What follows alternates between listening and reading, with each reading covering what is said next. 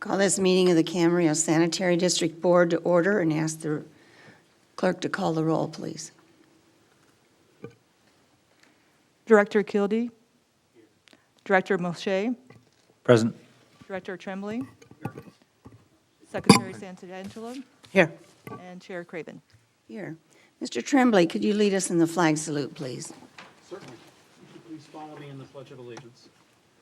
I pledge allegiance to the flag of the United States of America and to the republic for which it stands, one nation, under God, indivisible, with liberty and justice for all.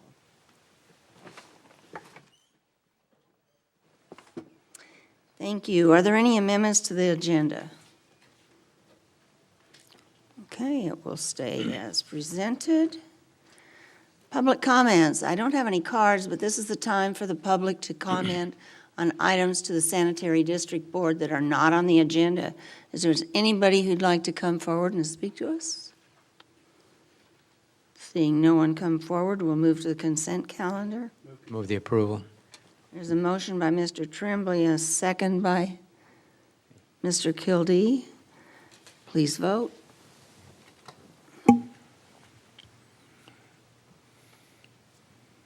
Motion carries unanimously. Oral communications, information items, committee reports, things that we do not need to vote on? Nothing? Okay, we will recess for two reasons. One, it will be to a closed session, and the second will be to a public hearing. We're going to have, the city council meeting will start first, but at this point, I'd like the city attorney to tell us the conditions under which we will be going into closed session in a short while. Yes, I can do that. It is a conference with legal counsel, existing litigation pursuant to Government Code Section 54956.9D1. The name of the case is the City of Thousand Oaks and others versus the California Regional Water Quality Control Board, Los Angeles region. The case number for this matter is in the agenda. Okay. At this point, we will recess to a closed session, and we will be back at 7 o'clock for a public hearing. I will call to order the meeting of the Camarillo City Council. Let the record reflect that all council members are present. Do we have any amendments to this agenda? I will take the silence as a no. We'll move on to presentations. We have a presentation, our first and only is the Ventura County Family Justice Center. It's my understanding we have two gentlemen here who are presenting, Michael Jump, the Chief Deputy District Attorney, and our very own Ventura County District Attorney, Eric Nasarenko. Good evening, Mayor Moshe, Vice Mayor Santangelo, members of the Camarillo City Council, City Manager Ramirez, and our partner, Chief Tennyson. It's my pleasure to be back before you this evening to talk a little bit about our Family Justice Center, specifically how we assist crime victims here in Ventura County, and in particular in the city of Camarillo, and also how we are seeking to prevent youth from becoming crime victims or go into delinquency. I'd like to begin by acknowledging our Chief Deputy over Victim Services. Many of you know him already. That's Chief Deputy Mike Jump. Let me just go to the beginning here.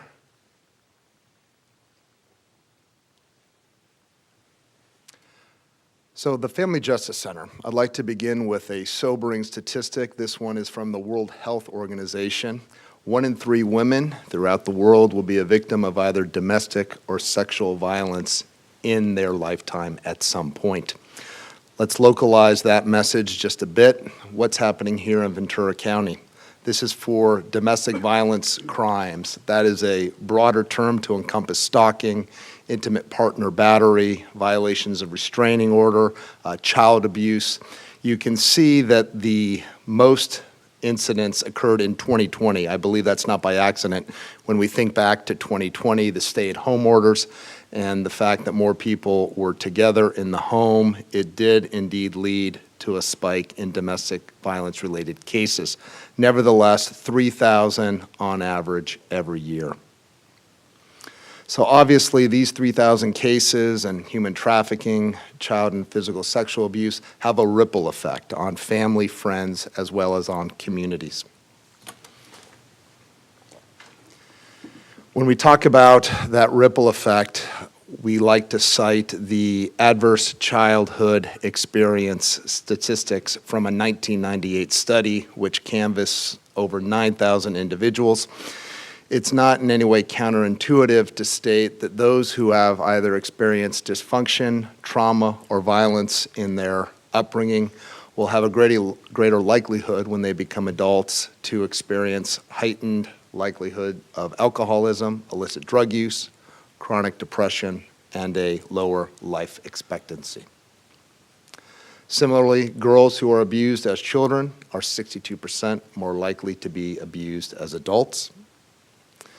And of course, learned behavior, the sobering and tragic cycle in which those who grow up in homes with domestic violence often end up becoming perpetrators of domestic violence themselves. And then, obviously, the link between trauma, dysfunction, and violence in a household, abuse and neglect, and how that can lead to juvenile delinquency as well as violent crime. So this is to set forth the problem, to give you a sense of how frequently, unfortunately, some of these crimes occur. But now I want to talk about the Family Justice Center and Camp Hope in particular, and how we seek in Ventura County to address victims of crime and to break the intergenerational cycle of abuse. For those of you who aren't familiar with family justice centers, they are a creature of statute. They are actually codified. That is part of the California Penal Code. The very first California Family Justice Center was in 2002 in the city of San Diego. Fast forward 20 years later, there are now family justice centers, which are one-stop shop wraparound services, which include a number of nonprofit and government providers in 17 counties in 24 different locations. So what do they do in these locations? They provide services, support, and understanding to victims, survivors, and their families. Here in the county of Ventura, I'd like to acknowledge my friend and my predecessor, former District Attorney Greg Totten, who launched in Ventura in 2019 the first Family Justice Center, and this is at the grand opening in December of 2019. What are some of the services, some of the support and intervention that the Family Justice Center can provide? I'll just give you a few highlights. Emergency assistance. Somebody may come to the Family Justice Center in a patrol car, or they may be discharged from the Ventura County Medical Center. They may need an emergency cell phone, a Visa gift card to purchase basic supplies such as food and clothing. We also offer pro bono legal advice through the Ventura County Legal Aid for family guardianship, child custody issues, and marital dissolution, and other familial law questions.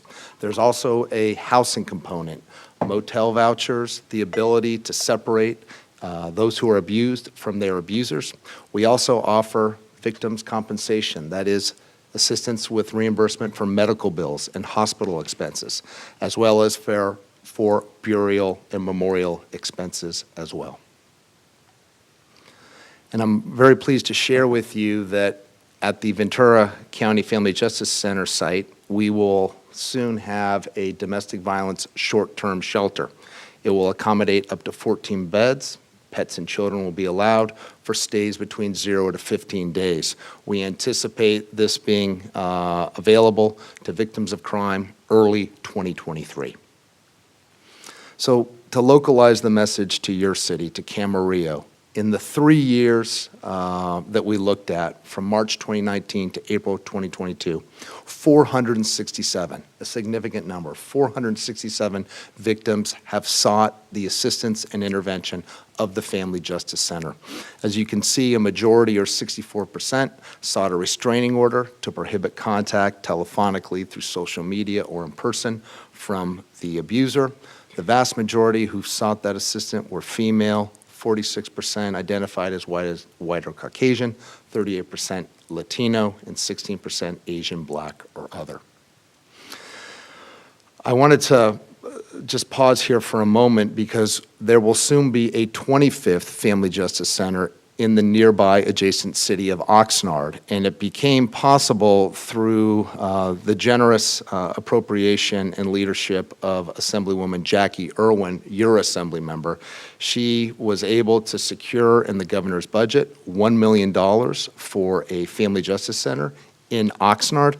I'm very pleased to share with you that that $1 million has now grown. We received $2 million from the city of Oxnard, so it's a $3 million project, and we anticipate the county matching the $2 million that the city of Oxnard has put in to achieve a $5 million building. We have a site in mind, the city of Oxnard does. It's right now in real estate negotiations. It will need to be, if it's actually acquired, repurposed and renovated, but this will be a site specific to the community of Oxnard and the surrounding communities like Camarillo's. So I want to just share with you the Oxnard Family Justice Center concept. It's not only the intervention and support for victims, the restraining orders, the assistance with hospital bills and medical expenses, but it will also be home to the Oxnard Police Department's Family Protection Unit. This will be the location where a child who is alleging sexual abuse or a rape victim or a human trafficking victim will go and undertake a forensic interview with the detective. They will also be examined, if appropriate, by a trained and licensed sexual assault nurse examiner. And I want to just mention here that this resource will be available to the Camarillo Sheriff's Department as well.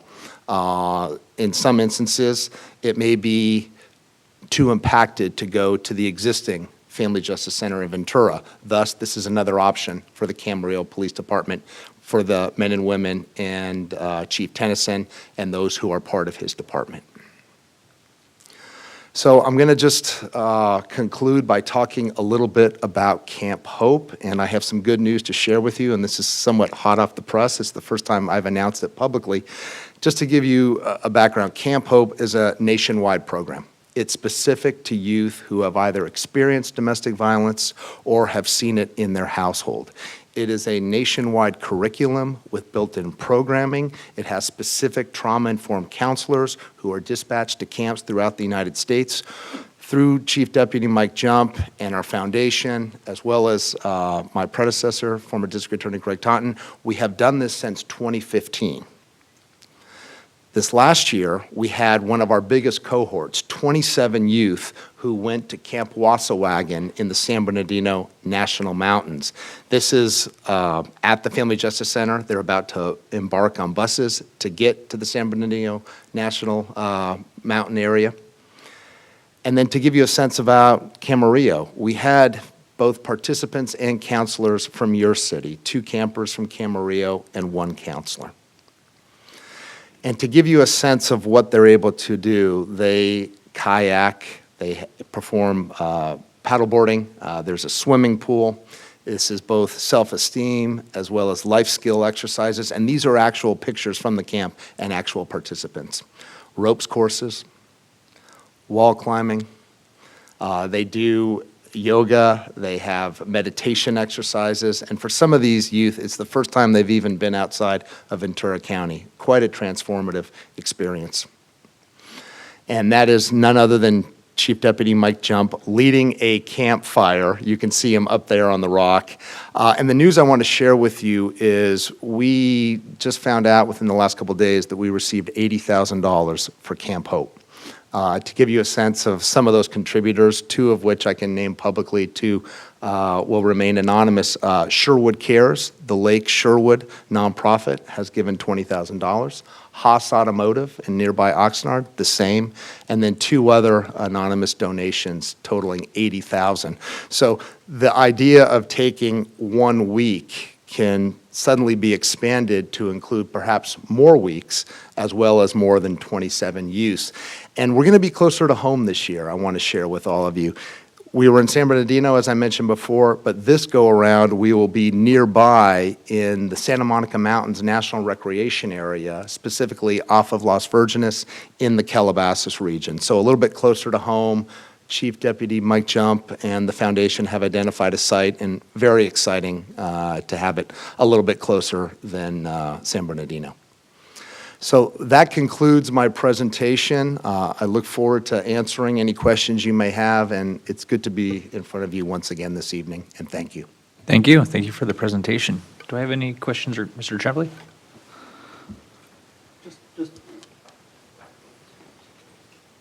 You think by now I could learn to press the right buttons. Thank you, Mr. Nazarenko, for being here. I had two questions, and it's back on that slide that describes the under one roof model, all the wraparound services. I understand that there is about an emergency shelter scenario where 0 to 14 days that would be available for victims. Describe what happens then on day 16 and that transition out and how that goes. You have, frankly, a dearth of permanent, long-term housing for domestic violence survivors. Nevertheless, the Coalition for Family Harmony does help with placement beyond the 14 days, or 15 days rather, and I'll go ahead and I'll have Mike speak to that more broadly, but your point's well taken. They will need assistance, they will need shelter, they will need safe haven well beyond the 15 days. This is to break the cycle, to hopefully prevent them from going back into the abusive household, because we know psychologically, economically, emotionally, financially, that pull is so strong. And part of what we want to do here is we want to achieve during these stays the ability to attain prosecution assistance, to meet with our office, to meet with the victim advocates, to build the case. Mike? And provide a baseline, I would think. Okay. Thank you, Councilmember Tremblay. Mike Jump of the DA's office. Absolutely great point. One of the benefits of having a facility on site is that you're able to actually walk a victim across the parking lot and show them what it is. Because when they're in crisis, the idea that they have of what a shelter is far different than what reality is. In their minds, they're going to be in a warehouse, on a cot with their kids, next to somebody who has a severe mental illness, and they want no part of it. So when you can walk a victim across the parking lot and say, look, this is your own room, you can lock it, there are beds for each of you and for you and your children, you have a refrigerator, you have a microwave, and this is a place for you to transition, to figure out what your next steps are.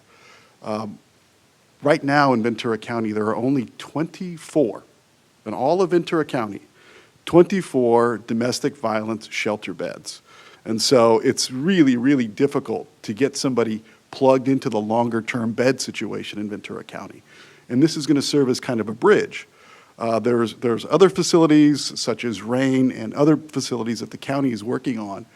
But to this point, this is about as good as we can do to stabilize that family and get them to think about options going forward.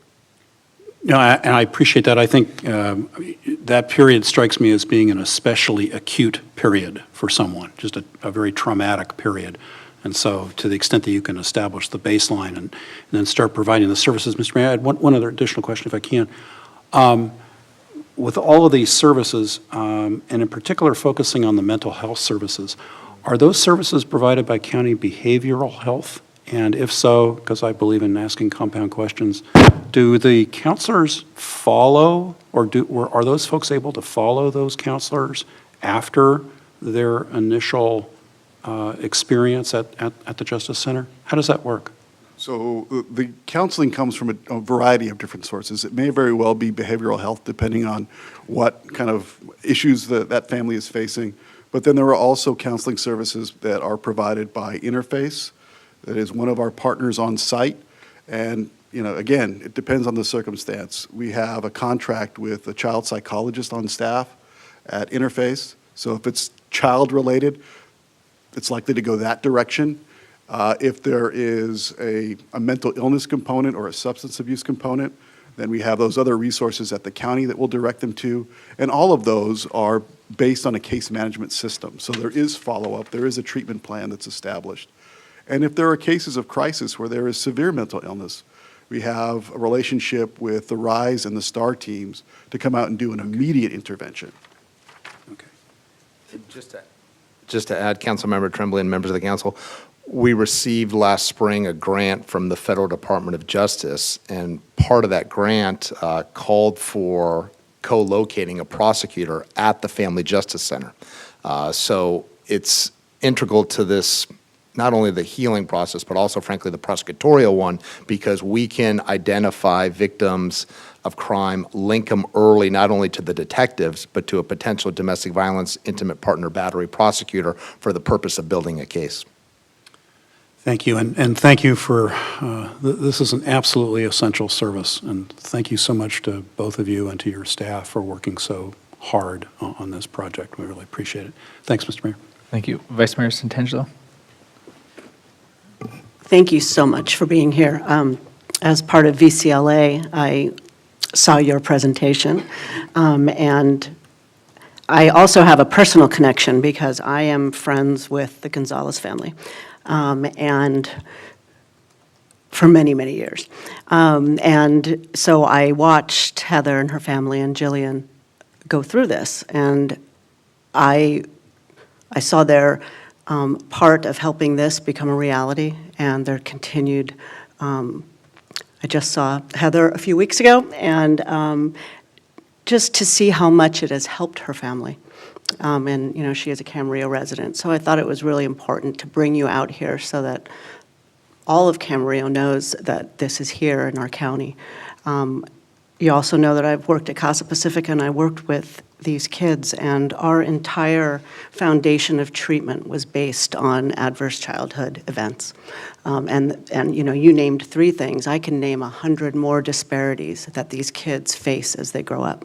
So hitting these families with all of these resources and opportunities is so important. And I'm just so grateful that we have this in our county, and that it's you know, having a new location in Oxnard is just fantastic. So thank you so much for being here and for what you're doing. Appreciate it. Vice Mayor Santangelo, thank you, and thank the council, thank the county partners. LA has family justice centers, Santa Barbara, not yet. And you only have 17 counties of the 58 that have these infrastructures within them. So I think of Ventura County very much being in the vanguard. And to have 2, that is one underway and one already in existence, is fantastic. Just a quick shout out to Heather and Jillian. They are flourishing. We just saw them, Mike and I, 2 weeks ago. They're kind of champions of transformation, and really they have lent their story to the county and to the state, and they've empowered others, and they have taken crisis and built confidence. So they're just outstanding people, and thank you for the shout out. Just to add on, it's so important that other people see that even if you're a child, that you can have support and get the guidance and support from the community as well as your family to help you get through it. And I would just always think of her courage and being so brave for what she went through. So thank you. Thank you.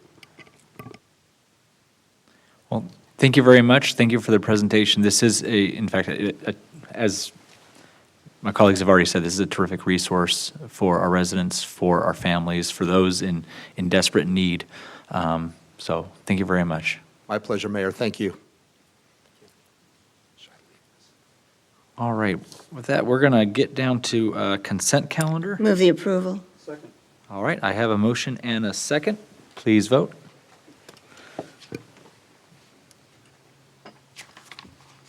That passes unanimously. We have one discussion item, item L, C-Click Fix. It's a receive and file.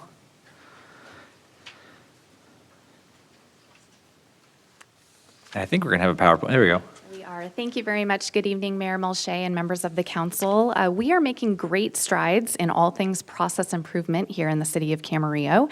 And it is our pleasure to be before you this evening to share a brief update about an application that we will be rolling out to the community this summer.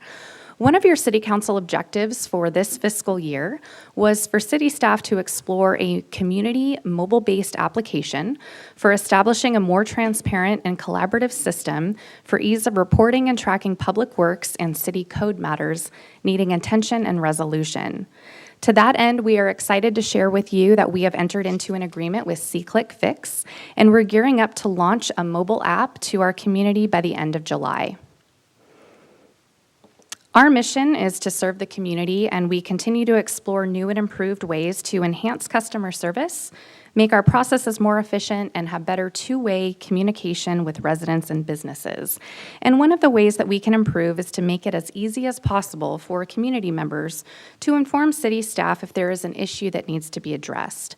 So when we launch this mobile app, it will essentially serve as one central location for the community to go to report a concern. This app will allow community members to report a variety of issues, and those issues will be directed to the city department who is responsible for addressing that specific concern. At this time, I'd like to hand it over to John Thomas, the Assistant Director of Administrative Services, who's going to be sharing some of the highlights of the app. And then following his brief remarks, I would like to share with you how we intend to roll this out to the community. All right, thank you, Michelle.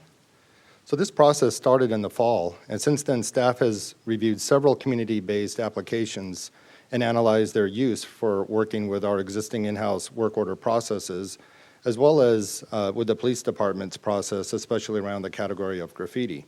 Many demos were conducted and several vendors, and ultimately staff felt that SeeClick Fix not only provides the best interface and ease of use for the community, but also allows for an extensive behind-the-scenes workflow for our staff. To use SeeClick Fix, a user will be required to download the city-branded app from either an Apple Store or Google Play Store. A user can also access a branded online portal linked from our website. To demonstrate how easy it is to use, allow me to share with you my virtual smartphone. All right. So once the app is loaded, a user simply opens the app. They are greeted with a customized landing page, which offers several online resources with the primary function of reporting an issue. That would be the big button there towards two-thirds down. Understand that this is just a sample configuration, and we are working with the vendor to create our own interfaces, categories, automated notices, and so on. So let's go ahead and click Report an Issue. The user can now select many available categories that can be reported on. Let's select abandoned vehicles. Notice that a user does not need to know which department or division handles their request. They simply select their category of concern. A user can now select, it now prompts you for a description. So I added a little description that says, there's an abandoned car on this street. It's been there for a few weeks. You can also see now that there is an opportunity to upload an image. So a user can take a picture with their smartphone, they're from the field, and actually upload it. So let's do that. You would navigate your phone's gallery and upload the image. You could do multiple images if you'd want. A location can also be selected down in here. You would select a location, and you could do that either by entering an address or by dragging a balloon pointer to the location where you are at. The location is also very important within the app because it is a very smart application. It knows that if you are maybe reporting a water issue and you're in another water district, it can inform you, you're not in the city of Camarillo's water district, and it can actually send notices and of other contact information for other agencies to direct them to how they can get help the quickest. And so just very efficient in that way. So finally, contact information could be added. We'll go to the next screen. Can be added for staff follow-up, and the request can be submitted. So we click Submit. We fill out the contact information, hit Submit, and it says thank you for reporting the issue. So now what? What happens? Well, so now on the staff side, what we see, this is more of a staff interface. This is a simple screenshot of all the requests as they get submitted. You can see here that our abandoned vehicle request has been added to the list. It's kind of faint here, abandoned vehicle. There's our picture that we've uploaded. From here, the request can be ordered by request category, submission date, request ID, work order number, and due date. Each request then is assigned for handling by staff. It is here that due dates can be added that would help expedite response time, reports can be run, and also metrics can be obtained. At this point, the workflow functions similarly to how issues are currently handled. However, as staff addresses the requests and updates its status and progress through the SeeClickFix application, the user can be notified and kept informed of their request's progress. For example, back to the virtual phone, every submitted request by the user is saved in the user's app on their device. They can search all their submitted requests and click on one to check its progress. Where we see the abandoned vehicle request, here we see the abandoned vehicle request. You can see that if we scroll up, there's a few comments that are added as it gets handled. More comments get added. The first one was the initial submittal. The next one says that it was assigned to a city staff member. And as it progresses through, updates are made until the request is fully addressed and ultimately closed out. So now I'll pass it back to Michelle to discuss how we plan to communicate the rollout and the future availability of this tool.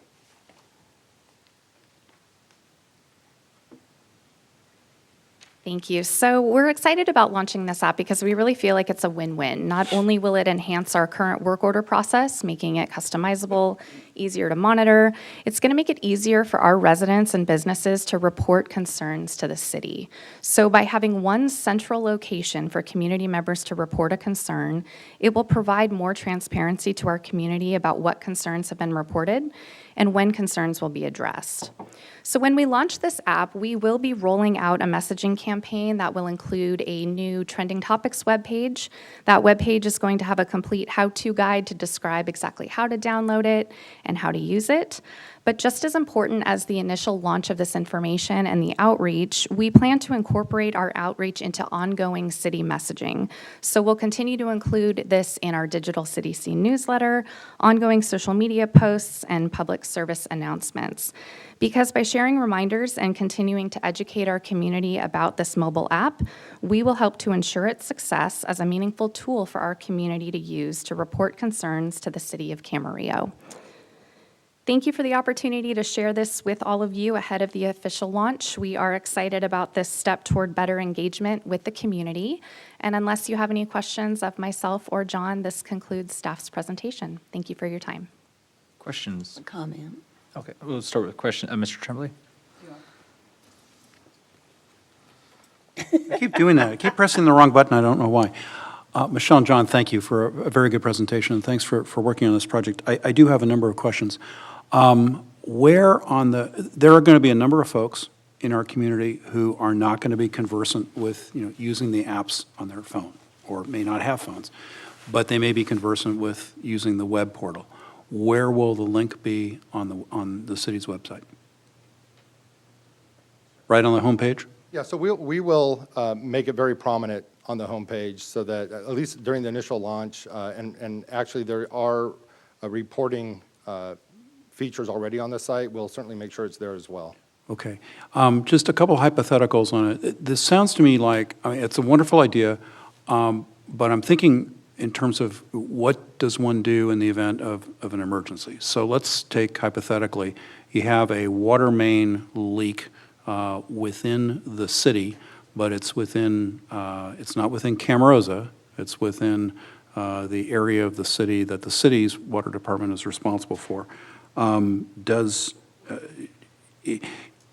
Is there going to be a capacity by city staff to review something like that coming in right away, or would a citizen typically call 911 and then the routing would go out to city staff on an emergency on-call basis? Yeah, so that's a very important question. Is this an emergency contact sort of information where the user should be dialing 911, or are they entering in through this app? This really serves as a 311 type of communication, which is kind of a community request. It's more built for community requests and concerns. Okay. In the event of a water, if there is something that's sort of that mix of, it's an emergency, but it's not necessarily life-threatening, but there's still an emergency, there's an urgency to it. What we will be doing as we develop the workflow in each category and each type is working with staff on how that should be handled in terms of who needs to be notified if there is, water shooting out of a hydrant, that kind of issue. How does it actually flow? Right. Very good choice of words. Downhill. No, there was not lost. Yeah. And that's on the staff side. But will there also be a concomitant communication to the public on when you have an emergency or 911, this system is more focused toward as a 311 system. In other words, is there going to be messaging to our public that talks about the most effective use of this system and says, hey, if there's an emergency, per se, this is what you do, Yes, that'll be made clear. in both the app and on the web portal? Yes. Okay. If there is, go back to the water leak, because I guess that's on my mind tonight. If someone is reporting a non-emergency water leak to the city, but it happens to be in Camarillo, I take it there's a message that goes back to the reporting person that says, hey, this is in Camarillo, send it to Camarillo. Has there been any thought given to utilizing this tool so that any kind of notification in that regard could go straight to Camarillo, rather than to tell the resident, now you've got to go back a second time and send this to Camarillo? Yes, that is part of what can be built into the workflow, and so the user can be informed of the situation, but also that the request has been forwarded to the appropriate agency. So it'll go automatically then to, It could be automated, correct? it could be automated in that sense? Because I think that would be important, because then otherwise you might have people who are discouraged from using this, saying, hey, wait a minute, I did it once, now I got to go through it again. And then finally, on the slide that showed the workflow, is the person is the citizen who's reporting it, are their names kept, are they anonymous? They can request anonymously, or they can provide their full information. Well, if they report with their names, are their names going to be up online as having reported this, or will those be shielded from? No, yeah, those, they won't be able to see names Got it. of reporters. Okay, thanks. Additional questions, Mr. Kildee? Yeah. Am I correct in saying the goal of this is, to a certain extent, make it somewhat easier for people, if they see a perceived violation, to report it? But within that realm, it does not necessarily mean that we are going to be able to, A, identify it any quicker, or B, really, get to the bottom as to whether or not it's a violation or not. In other words, this is just another tool to make it somewhat easier for those to report a perceived incident. Am I right in that? Yeah, because we as staff know where a report should be directed, but a lot of times the community won't know, so they approach our website and they don't know what contact information to really get their concern across. And so this puts it under one sort of umbrella that they can just, I could see the category of interest that I'm concerned with, I can click on that, I could submit it, and have some, and know that it's going to go and be handled. We do hope that it does speed up certain things that can be identified, because we have the ability for them to actually put a location of where the issue is and also a picture. And that can go a long way for identifying, at least with staff, where certain problems are. Okay. Thanks. Additional questions? I had one or two of my own. To follow up on Mr. Tremblay's, because I had written the same comment, for issues that are being reported that are really dealt with outside agencies, whether it's Ventura County Sheriff or Animal Control, which is the county, Caltrans, if it's like Lewis Road, or maybe it's actually something on the 101, someone thinks that we're responsible for the 101, or like Camarillo.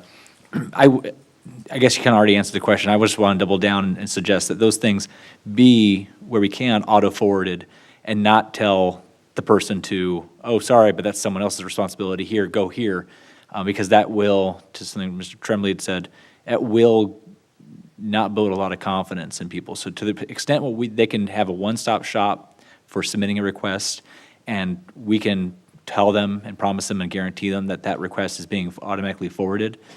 As a follow-up, will that request or that issue then be still tracked on our end? Will that still show up? Because I know you can track issues, people who want to follow up on their submissions, they can follow up and see, as you mentioned, the progress, whether that thing was addressed, closed out, and the like? Yes, it would still be a record in the management system. Okay. And with options of, if a certain particular category or request was forwarded and we still want a follow-up to make sure it was done, we can allow for that, or it can be automatically closed at the point in time that the notification is sent, letting them know that it's been forwarded to another agency. Okay. Would that person, if that person wanted to share their information, would we give their information, pass their information along to that respective agency then, so that if that agency needs to reach out to that individual for whatever reason, they can do so? Yeah, so they provide a phone number or email. That's what then we would provide to the other agency. We can provide that. It simply won't be public facing, so no other user would be able to see that information. Correct. Yeah. They do have, I think you already said too, they do have ways to integrate. It's not just a mobile app per se, but it's also a web-based application, and they have web-based functionality. So I know you can integrate some of their features into our website if you want. You can provide hot links, and people can follow the link and still submit things online. They don't need to necessarily download the app. To clarify, the city of Camarillo has had a graffiti hotline for a long time. Like Charlotte can probably tell me the exact year, but I know we've had a graffiti hotline for a really long time. This is not replacing the graffiti hotline. We will continue to have something like the graffiti hotline. Is that right? Yes, this would not seek to substitute for that.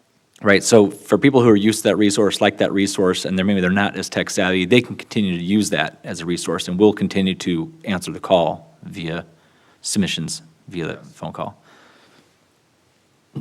On the back end, is it staff's intention for those that come in, let's call it analog, for those analog requests, things that are just coming in via the phone, carrier pigeon, or people walking in, will staff use this as a means to manage all of those issues, regardless of how they're submitted? In certain instances, there are workflows established that, for example, in water and in and streets, it's actually replacing the work order system. And in that case, yes, all items that come in will be part of C-Click Fix, because that's how it is, that's how the work orders will be generated. As calls come in, they, in other areas, they can be added in by receptionists, or however, as the calls come in, can be entered into C-Click Fix and added as a record. And we'll be working with the other areas on the best way to accommodate that. Good, so this will consolidate all those different, The hope is over time to consolidate it all. yeah, Yes. okay. That's all I had. Thank you. Comments? I know, Ms. Craven. Yes, I think this is wonderful. A lot of times, I don't know who to call, so I pull over and call one number, which is the city manager's secretary here at City Hall, and have her forward to whoever is supposed to receive the information about what's going on. This will be a lot easier, and I think it'll be a lot faster. I think a lot more people will use it because they don't know all the phone numbers right now. I mean, we have a graffiti hotline, we got this hotline, we got sidewalk supervisors who call about push-ups and cracks in the sidewalks and curbs, and we got all kinds of different things. So this is really, I think, something that's going to be very useful for staff and also the public. You did say that when I report something that's not in the city's bailiwick, we are going to get the information on who to call back to these people, right? Yes. And then we can forward it. But I think it's important, if we just handle it and don't let them know that it's somebody else's bailiwick, they're going to then think even more that we're in charge of this particular thing at the schools, we're in charge of the 5 different water districts that are here, and all that kind of stuff. And I think it's important that people recognize what the city's areas, jurisdictions are, and what other people have control of, or other agencies have control of. Yeah, and part of the mapping feature is, depending upon the category, you can actually, in the map, show the jurisdiction for that category. So sanitation is different than water, which is different than our city limits. Right. So you could actually display that, and they can see visually on the map where their concern is and how far off they are from where actually we would be responsible for Good. handling it. Good. I love this. I think one of the most common calls I get is something about graffiti or something that needs to be fixed. And I think one of the challenges is pinpointing the area, location of things, and I think this really helps with that, first of all. But I just think the ease in being able to report things, and, everybody's got their phone with them. I know there are some people that don't have phones, but most people have it connected to their hand, and so it's just a very simple and quick way for us to get all these little things reported and taken care of. So I love this. Thank you. I'll just simply say that I love it too. I think this will be a terrific asset and resource for residents. I'll just say, like, maybe younger people. I know that we have a graffiti hotline. I've never called the graffiti hotline. I will never call the graffiti hotline. I will use this, and I think a lot of other people will as well. But the ease of use, I've used ClickFix in other jurisdictions, and I've played with it. It's very simple. It's very easy. And I'm really hopeful that this will also give a resource to people. When you go online, there's a lot of people who don't know who to reach out to. They don't know where to go. They feel like they don't have a way of reporting it. So what they do is they just post it online and say, hey, look at this graffiti, everyone. Someone get this fixed. And they throw it into the ether, whether that's on Facebook or Nextdoor or somewhere else, as opposed to directing it at, say, the agency or entity that's responsible for who can actually address that. So rather than just say complaining online, now they have a very easy, simple way to submit it to us. We can work on getting corrective action and getting it taken care of for them. Because at the end of the day, we all want to live in a beautiful town. We want things taken care of. We already, I think, as a city, do an excellent job at that, and now we're going to be able to do that ever more. So, thank you very much. All right, that concludes our discussion items. We're just down to oral communications. And I don't have any items from either our city attorney or city manager. So I will go down the line, and Kevin, can we start with you? Oral communications? Sure. Okay. Okay, meetings attended VRSD May 5th, City Council Budget Workshop May 7th, which was a really good meeting, and today I met with Mr. Tremblay for the Citizens Appointment Committees. And let's see here. I had a friend once that kind of said the political system is the political year, kind of the funny time of the year.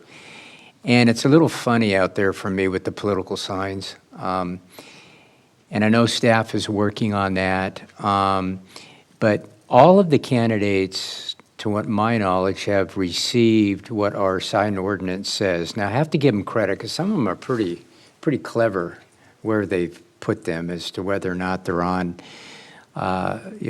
city areas, or whether it's county areas, or whether it's state or whatnot. But I've had some conversations with staff, and my understanding is that they're as best they can going around and looking at those that are, I'm going to call them legitimate, versus those that are somewhat questionable. Am I right? Pretty much right on that. Okay. Yeah, we'll keep working on that. It's kind of the gift that keeps on giving sometimes, if you know what I'm saying. And let's see. I think that's, I have some, I'll bring it up at another time, but that's all I have tonight. Yeah. Ms. Intangelo? Okay, for meetings attended May 7th with the rest of the council, our budget workshop, and then earlier today, we had CPA board.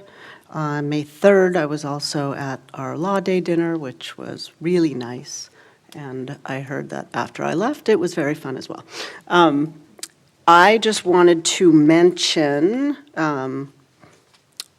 Today is the last day of National Nurses Week, and last week, I believe, was National Teachers Appreciation Week. And so I wanted to just give a shout out to those two professions. They are two of my favorite.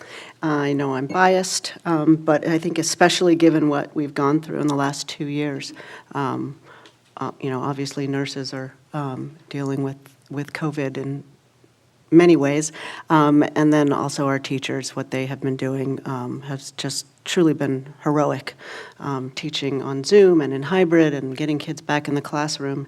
So just a huge shout out to all the teachers and nurses out there working to make our world better, to take care of our sick, and to educate us. And that's all I have. Thank you very much. Mr. Tremblay? Okay, I hit the right button that time. Yay. Meetings attended. April 28th, the Policy Committee with Mrs. Craven. On May 3rd, the Law Day Dinner. Shout out, that was great fun. May 6th, I had a VCTC board meeting. May 7th, we had our special meeting last Saturday with our budget workshop. And then May 11th today with Mr. Kildee on the Citizen Appointment Committee. On the May 6th VCTC board meeting, I just wanted to bring a couple of items to your attention. The first one is the notice of the Caltrans grant award for the Highway 101 Canao Pass area wildlife tracking study. We're all aware of the overpass construction that has been set for and is underway in the Agoura, Calabasas area. But there is also going to be a wildlife tracking study for the Canao Pass area. And just an excerpt out of the staff report for that, and I'll just read from the staff report. The objective is to study wildlife movement throughout the Canao Pass area, commonly known as the Canao Grade. The project is necessary to evaluate current wildlife connectivity and make recommendations for maintaining and improving connectivity through this critical region. NPS staff will monitor 4 current wildlife crossing points along a specified stretch of US 101. The focus of these activities will be along the Canao Grade, particularly in the area from Camarillo Springs Road to the west and the way station at the top of the grade to the east, where there is natural habitat on both sides of the road. So that tracking study will get underway. It's going to be quite a while before it's finished, but in any event, it's underway. At our meeting on May 6th, we also had VCTC meeting.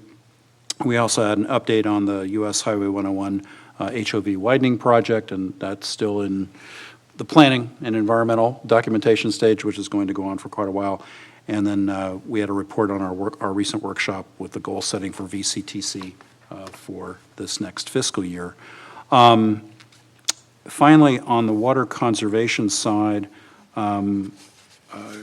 Carrie, I'm going to give this article to you. There was an article you may have seen in the LA Times yesterday on how LA Department of Water and Power customers, who also do get state water, they are going to be facing 2-day-a-week water restrictions with an 8-minute limit. We know that we have coming before us, probably at the next meeting, our own set of restrictions for City of Camarillo. Camarosa is going to be facing it for its customers, and local water retailers within Met's jurisdiction in this area of Met's jurisdiction are also going to be facing that. And this article reminds me of a couple of different points. One is that Met has basically set a path whereby you can cut back to one, according to Met, 1 day a week, or go with some sort of volumetric allocations. And in this case, DWP opted not to scale back to 1 day a week watering rules. Instead, it was focusing on staying at or below a monthly volumetric allocation. And one reason why is because their sources are not just state water project sources. They get water from a bunch of different sources. What that really highlights is the fact that in our area, in our geographic area, there are those agencies, for example, Las Virgenes, Municipal Water District, which are 100% dependent upon state water. In our area, particularly with the Disalter coming in, we're going to reach a point where only approximately 13% of our water is going to be coming from the state water. Yet these restrictions that Met is putting down are across the board and affect those local water retailers that have taken steps to become more water independent. And I fully support our water conservation efforts. That's not where I'm going with this. But what I'm suggesting is there may not be a one-size-fits-all in terms of the approaches that staff brings back to us, and we're going to need to very carefully consider, because I think we're going to have public here at that next meeting saying, what are you guys doing? Which path are you going down? And we need to be sensitive to the fact that there are multiple approaches on this. I'm not expressing an opinion on whether volumetric makes any sense as a path to go toward, but I think we need to be sensitive to this, and obviously it's going to be staring at us in the face at the next meeting, because we're going to have to enact some very difficult restrictions that many people are going to have a very difficult time with. We're going to have some very unhappy folks, even though we all support water conservation and et cetera. So anyway, I want to just distribute this article to you in case you hadn't seen it. And that's it for me. All right, keeping with it, I'm gonna let Ms. Craven go last. Meetings attended Tuesday, May 3rd. I attended with my colleagues a Law Day dinner to honor our sheriff's deputies, law enforcement, and that was terrific. It's great to see everyone come out. Saturday, May 7th, City Council budget study session at the library. That was great. Just two quick things. One, Kevin, I agree with you on the political signs, absolutely. I have been seeing some very creative people attaching them to like bikes, motorcycles, and the like. For those who are registered to vote, you should be getting your mail-in ballot. I got mine today, my wife and I. So please participate in the democratic process and vote. You get what you vote for. But please vote. And then, yes, teachers and nurses, last week was Teachers Appreciation Week. My wife reminded me, so I guess I didn't appreciate her enough. But I certainly appreciate all our teachers do. I appreciate everything that our nurses do. And I will turn it over to Mrs. Craven. Okay. I attended the Policy Committee on the 28th. The RDP Strategic Committee on the 4th, and RDP General Meeting on the 5th, and the Budget Study Session on the 7th. I just call it election season. Election season, and there are two this year. We'll be inundated with signs, and especially on Sunday, Monday mornings. Don't always blame the people who are running for office. It's what I call the dance of the signs. Somehow those signs just get up. Kids have a lot of fun, and they move. They go to people's yards. People end up with signs for people they don't support. Their signs for the people they did support are someplace else in a yard of somebody who doesn't support them. And it's always fun. I'm glad I'm not going to be part of it this year, but that's always the most frustrating part, is the dance of the signs on Friday and Saturday nights. History lesson this time is on Constitution Park and the Veterans Memorials. Last time I mentioned that the lot next to City Hall was an empty lot when the city moved into the building in 1976. It remained that way until Mike Morgan was elected to the City Council on April 8th, 1980. That's right, city elections initially were in April, but they changed to November in 1982. Mike Morgan and Rick Smith formed the Camarillo Arts Council in 1983, and they talked up a pavilion for outdoor concerts, which they said would be a temporary use for the lot next door. Mike went to an architect, developers, roofers, construction companies, and electricians. He got all the materials and a lot of labor donated. He also solicited large companies, service clubs, and individuals for money to pay for whatever wasn't donated. The Performing Arts Pavilion was dedicated on July 19th, 1987, and the names of Arts Council members at the time, as well as contributors, are listed on a plaque on the south side of the pavilion. By late 1986, City Council member Sandy Bush and a realtor named Violette Palmer, who restarted Camarillo Beautiful and who later married Council member Bill Esty, began talking independently about park improvements. Assistant City Manager Larry Davis was the staff person to the Constitution Park Committee. A master plan was drawn up, landscaping was improved, electricity installed around the park, along with a brick sidewalk, benches, and decorative lamp posts for lighting. Camarillo Beautiful sold the bricks for the sidewalk, and you can see the names of those who bought them or to whom they bought it in honor of on a walk around the park. The park was dedicated on September 17th, 1987, at a large celebration with a plaque imprinted on a rock that's still out there. The inscription reads, "We the people, bicentennial of the signing of the Constitution of the United States on September 17th, 1787. Hence the name Constitution Park." Bill Little became the city manager in November 1988. Bill had an artistic eye and he loved roses. I guess he still does. He quickly became active in the community. One of his volunteer positions was president of the Ventura County Rose Society. Bill thought that no park was complete without roses, so in 1993 the city built the Ramada at the southeast corner of the park, and the Rose Society of Ventura County donated and planted all of the heritage roses. For years, Roy and Eileen Nichols, representing the veterans of foreign wars, spoke to the council during public comments and any other chance they got about building a veterans memorial on the southeast corner of the park. A committee was appointed with members of the Veterans of Foreign Wars, the American Legion, the Defenders of Bataan, Waves National, and other patriotic organizations. Assistant City Manager Larry Davis was again the staff member. They agreed that the memorial would be completely paid for with donations, and namesakes of all contributors and volunteers are on 3 sides of a small concrete marker in the walkway between the memorial and the rest of Constitution Park.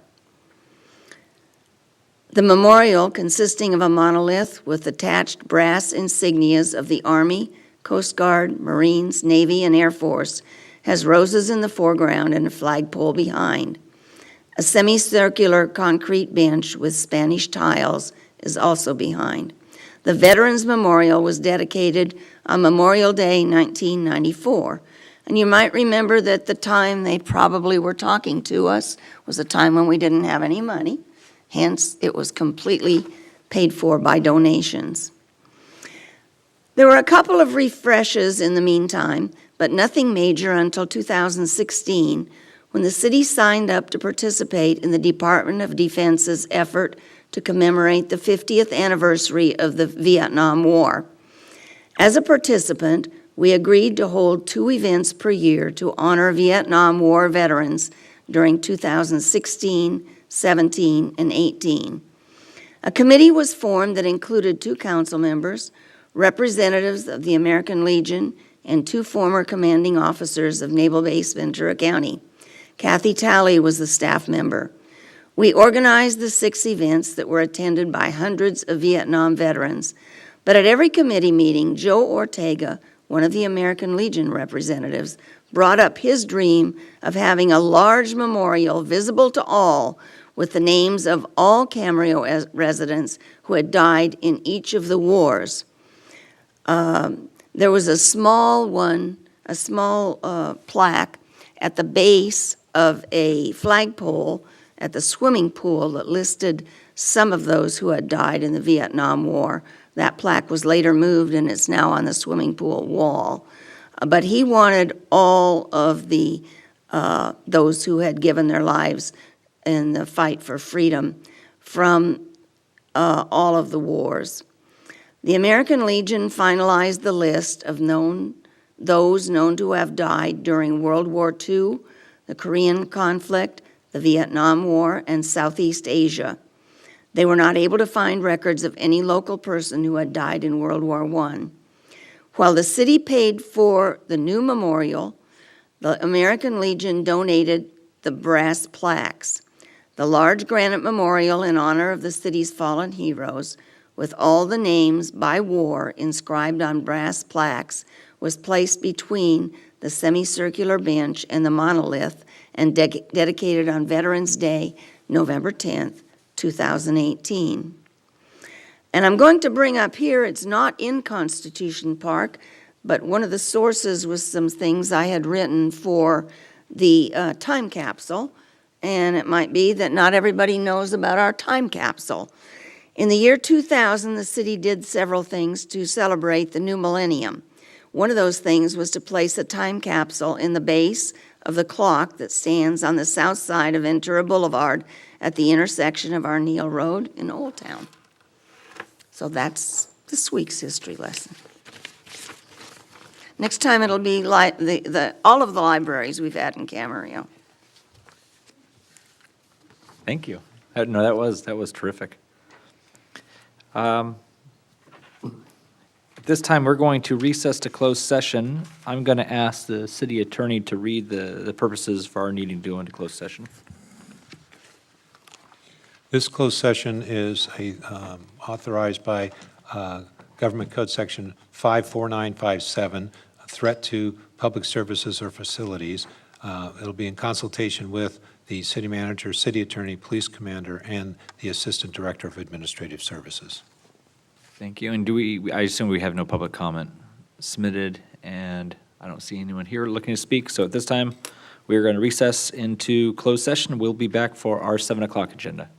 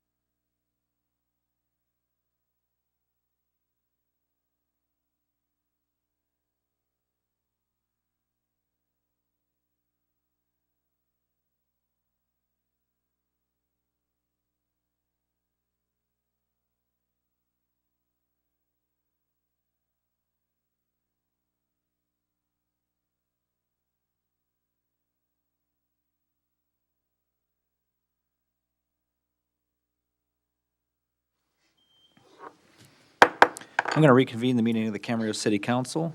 I'm going to ask our city attorney if we have any reportable action out of closed session. There was no reportable action, Thank you very much. and that applies to both the CSD and the city. Thank you. Thank you for that clarification. We're going to move on to public comments. This is for comments on items that are not on the agenda. Do I have any comment cards to start with? Seeing none, I will kind of open the floor up to anyone who wants to come up and make a public comment. Just rules of the road really quick. You'll have 3 minutes. It'll count down. Once it gets to 1 minute, you'll hear a beep and a yellow light. And then after that, it'll run out, last 60 seconds. And then at the conclusion of your time, I ask that you can conclude your statements. So at this time, do we have anyone? I see a few people in the audience. Anyone want to make comment on public comment? No? I just moved here last June, feel very lucky to be in Camarillo. Thank you. Okay, thank you. All right. All right, we will move on from public comment, seeing that there are no comment cards and no public comment. We're going to go on to, I'm sorry. I'll now open the Camarillo Sanitary District Board reopen the Camarillo Sanitary District Board meeting. Thank you, I'm always getting ahead of myself. And this is the time for the public hearing on sewer rate ordinance.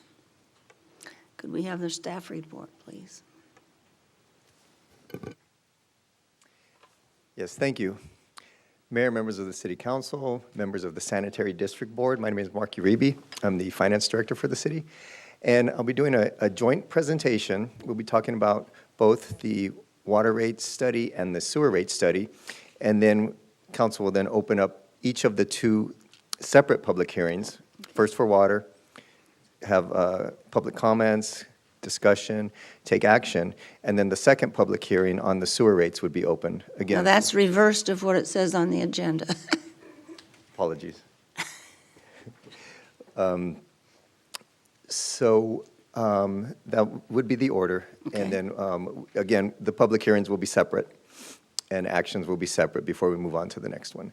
So before I get into the PowerPoint presentation, just an overview that discussing rate increases is never a pleasant topic, but especially now when we're in a time with high gas prices, record inflation rates. But I think it's important to know that when we do these rate studies and look at possible rate increases, we're only trying to cover the cost. So while with inflation and all of the costs rising, that equates to rising costs of operating the 2 utilities and the cost of providing water and sewer services. Also important to note that city has not raised water rates in 2.5 years. And when we did raise sewer rates, it was at 2%, while inflation was 3%. So one of the things also to keep in mind that is if we didn't do anything with rates right now, if we wanted to wait, we would likely be facing a situation where we may have to double up an increase in order to catch up and make up for that lost ground. So with that, let me start off with an overview. We're going to talk about the project timeline, how rates are determined, and then I have Kevin Kostuik from Raftelis, our water rate study consultants, who's going to talk a little bit about the components of a water rate study and then the components of a sewer rate study. And then I'll come back and bring them together to show a comparison of our rates to the surrounding cities. So the project timeline, this effort started almost a year ago with a kickoff meeting with the consultants gathering data, putting together financial plans for both sides, water and sewer, meeting with staff, meeting with city manager, reviewing the financial plans, all of that through August. And then between September and December, we had 5 different meetings with the Utilities Committee. For the public, Utilities Committee is a subcommittee with 2 members of council. Those 5 meetings were to review different versions of the rate model, the rate analysis, and the financial plans. Then in March, City Council met to look at the proposed water rates and to authorize the public noticing process, the Proposition 218 noticing process. We also had a town hall meeting on April 6th, inviting members of the public over at the library to discuss the rates. And tonight we have the public hearing, and if these rates are approved, the effective date of the rates would be July 1st. After several months of the analysis and careful consideration, it had been determined that the rate adjustments are needed for fiscal year 22-23 to replace and repair aging infrastructure, to pump and purchase scarce water resources, to maintain and upgrade critical treatment facilities, and to account for rising costs in materials and energy. How are rates determined? First, the city evaluates its facilities, infrastructure, and assets to identify short-term and long-term needs, risks, and priorities to establish a master plan. Then recommendations from that master plan are incorporated into the city's 5-year capital improvement program that we refer to as CIP. Third, a financial plan detailing CIP financing options and the utility's long-term revenue and expense projections is developed. Next, a cost of service analysis determines how the cost will be distributed and recovered among different rate customer classes based on their impacts to the system. Finally, rates are designed to fund necessary projects and to keep vital water and sewer systems running. So with that, I'm going to turn it over to Kevin Kostwick from Raftellus, who's going to go a little bit more into each of the two components of the two studies, water first and then sewer. Thank you, Mark. Good evening, Mayor Mulchay, council, staff, members of the community here today. Kevin Kostek from Raftellus. I'll go into some detail on the rate study for both the water and the sewer enterprises. The backbone is a financial plan model that we look at. As Mark was mentioning, we model your revenues and expenses, future capital, debt service, reserve funding, and so forth. So the baseline for this study is 2021 actual revenues and expenses. We use budgeted expenditures for fiscal year 2022 and project those forward using different inflationary assumptions. We have updated capital plans this time around and project timing that measures some of the study as well. 2021 water consumption is utilized in our most recent metered connection information. And then we incorporate future water demand estimates, and we have an updated urban water management plan that we can rely on for those estimates, and we'll show you some detail on a few slides. Key factors in the study this time around, updates to our water supply costs, not just cost, but our sources of supply and supply mix going forward. We'll have some detail there as well. In the sub-bullets noted that groundwater pumping fees are projected to go up, imported water costs pressure as well. O&M based on inflationary pressure, both general, capital, electrical. Our capital infrastructure program plays into the mix, as I mentioned. And then we have our regulatory requirements to meet on the water side, water quality, on the wastewater side, treatment and disposal standards. And then we have the impacts of the Disalter. We say impacts, but really what that is adding a third source of supply, an intermediate source, and how that shakes out within our cost allocation. So plan improvements on the water side, the list there, advanced metering, pump stations. The big lift over the last several years has been the Disalter project, recycle water improvements, and then a future water master plan that will play into the mix in future years. So water demand and account growth, detailed here, looking at a forward-looking projection, new connection growth estimated at 0.8% per year, based on our best estimates from staff. I mentioned an updated urban water management plan that has a demand forecast going all the way out into the 2030s. Those estimates are per capita reductions, so declining overall demand even after that account growth, new connection growth from development. So declining overall potable demands as we go through the future. Source of supply assumptions. Our local, or raw groundwater production estimates of about 3,000 acre feet per year.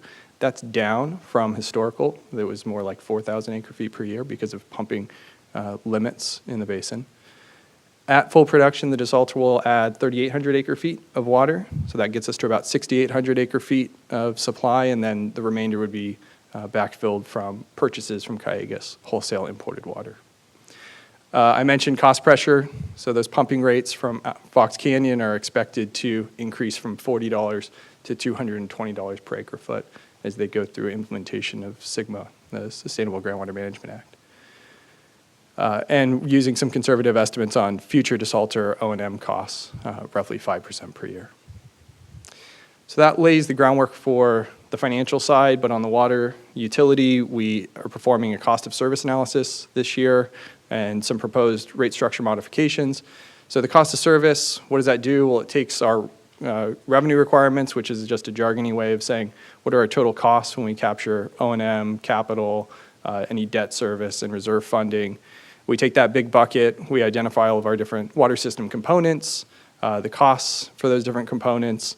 We look at customer classes and how they impose a burden on the system or how they cause the utility to incur costs and what those components are so that we can derive unit rates and allocate those to our different customer classes. In that manner, we ensure that each customer pays their fair share of the system. So the proposed water rate structure, as I mentioned, proposing some modifications to the residential rate structure, going from 4 tiers to 3. Tier 1 remains the same allotment, up to 9 units, 9 billing units per period. That HCF stands for 100 cubic feet. That's our billing unit. That is efficient indoor use for average household size in the service area. And then Tier 2 would be up to 15 units of water per billing period, which is based on peak summer use of the single-family residential class. And then Tier 3 would be any use greater than Tier 2.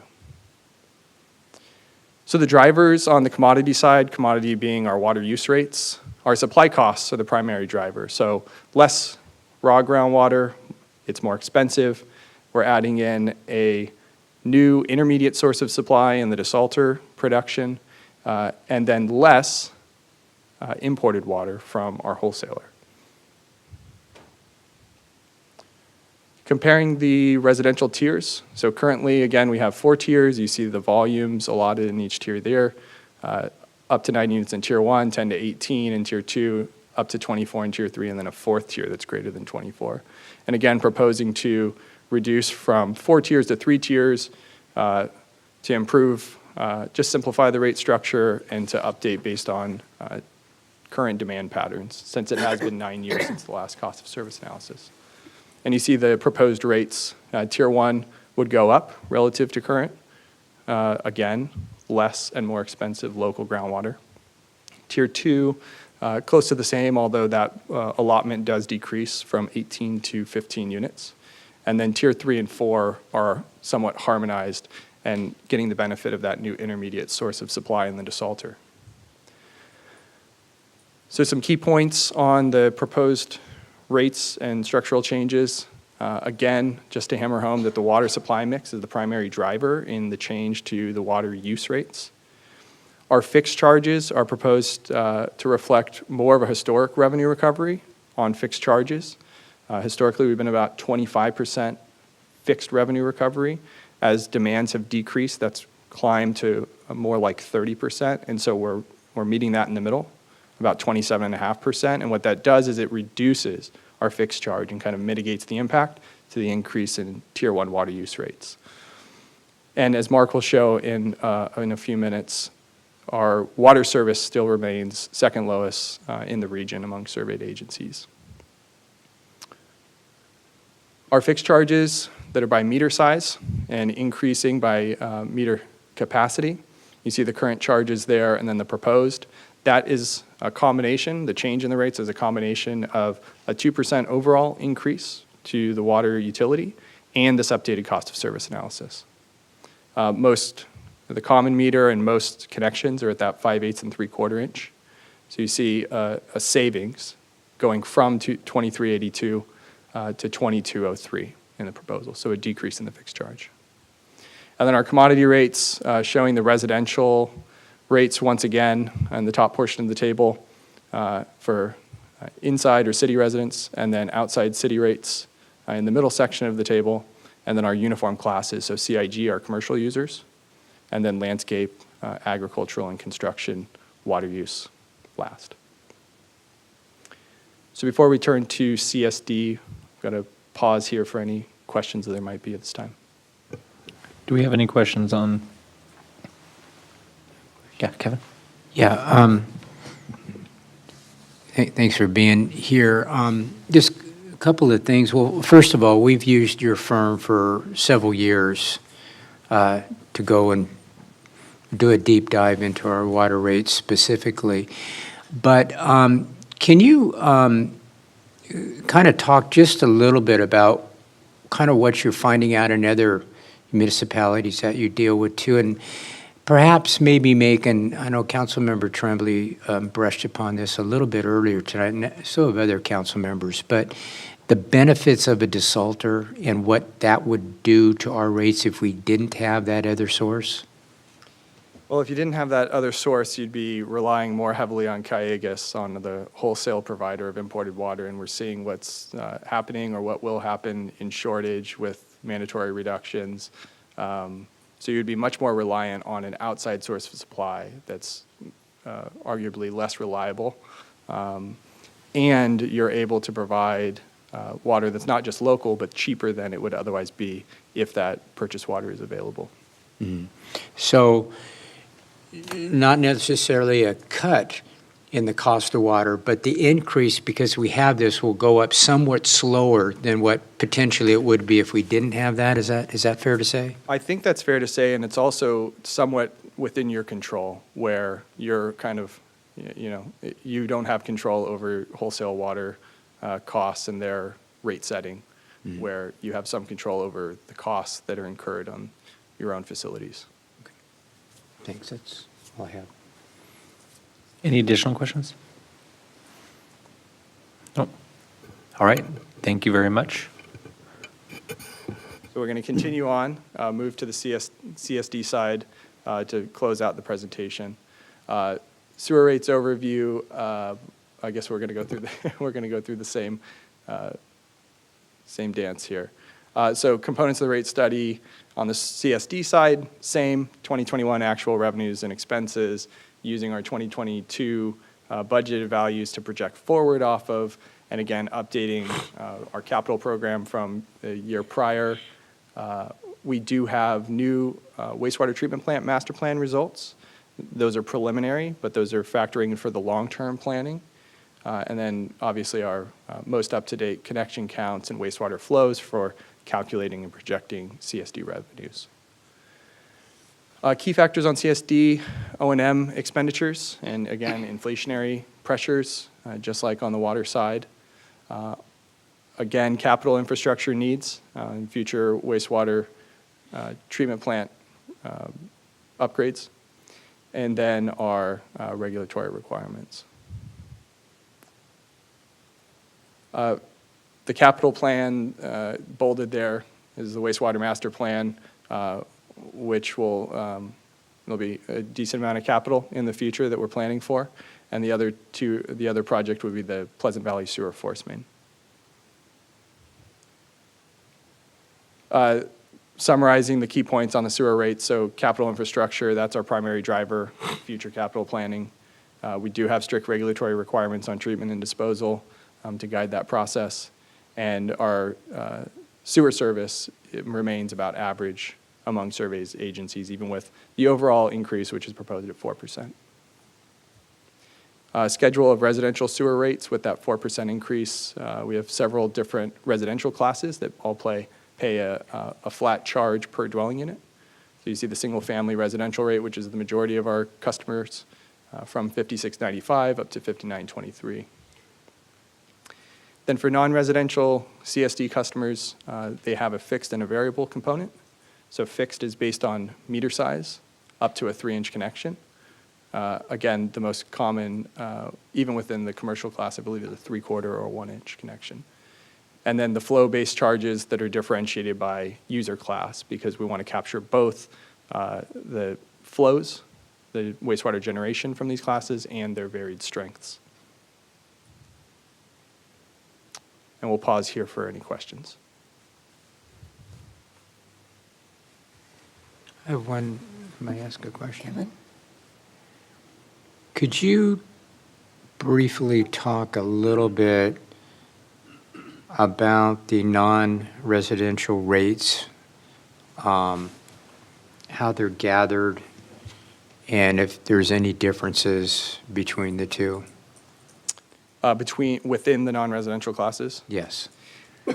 Right, so we have our flow rates that are varied by class because different classes of non-residential users, they generate different volumes of wastewater, but also very different strengths. So you might take, for example, an office building that may just have a kitchenette and bathroom facilities versus a butcher shop or a grocery with a butcher shop or a restaurant that's generating wastewater that has higher strength characteristics to it. So we differentiate that, making sure that our collection system is built for flows, our treatment facilities are built for both flow and strength, and so we want to make sure we're allocating those as fairly as possible between these different non-residential classifications. Okay. Thank you.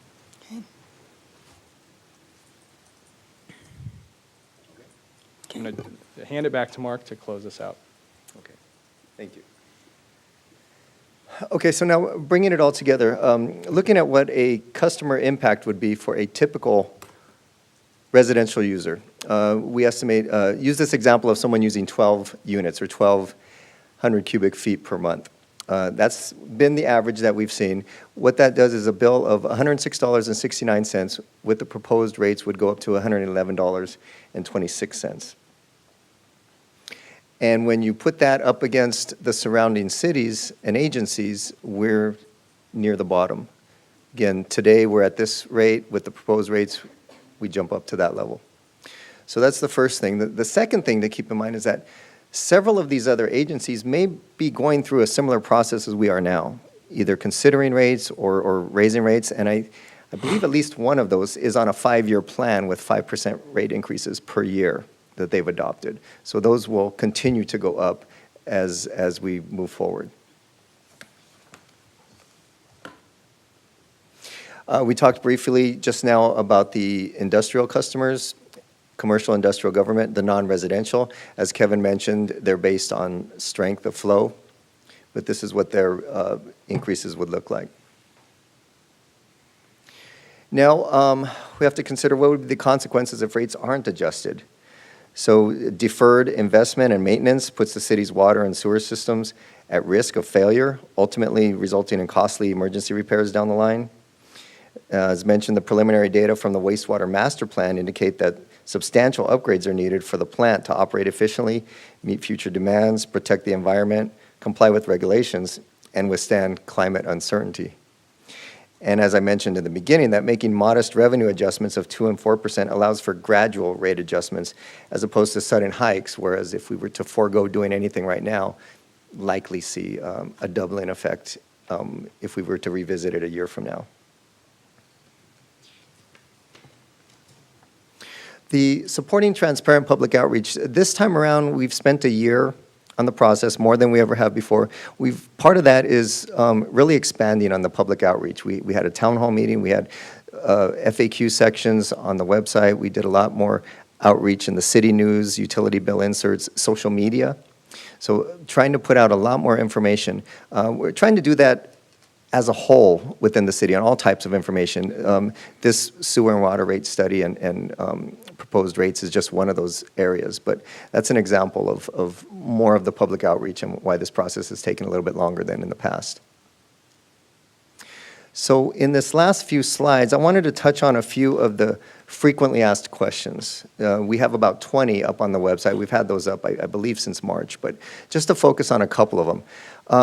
This one, if you notice on that slide that we put up earlier, the current rates, Tier 1 is going up with the proposed rates. Tier 2 is going down, and Tier 3 are going down. Now, it looks a little odd, so I want to shed some light on that. We talked about the allocation of costs. We talked about the sources of water supply, the groundwater being the lowest cost source, the wholesale or purchased or imported water, all the same thing.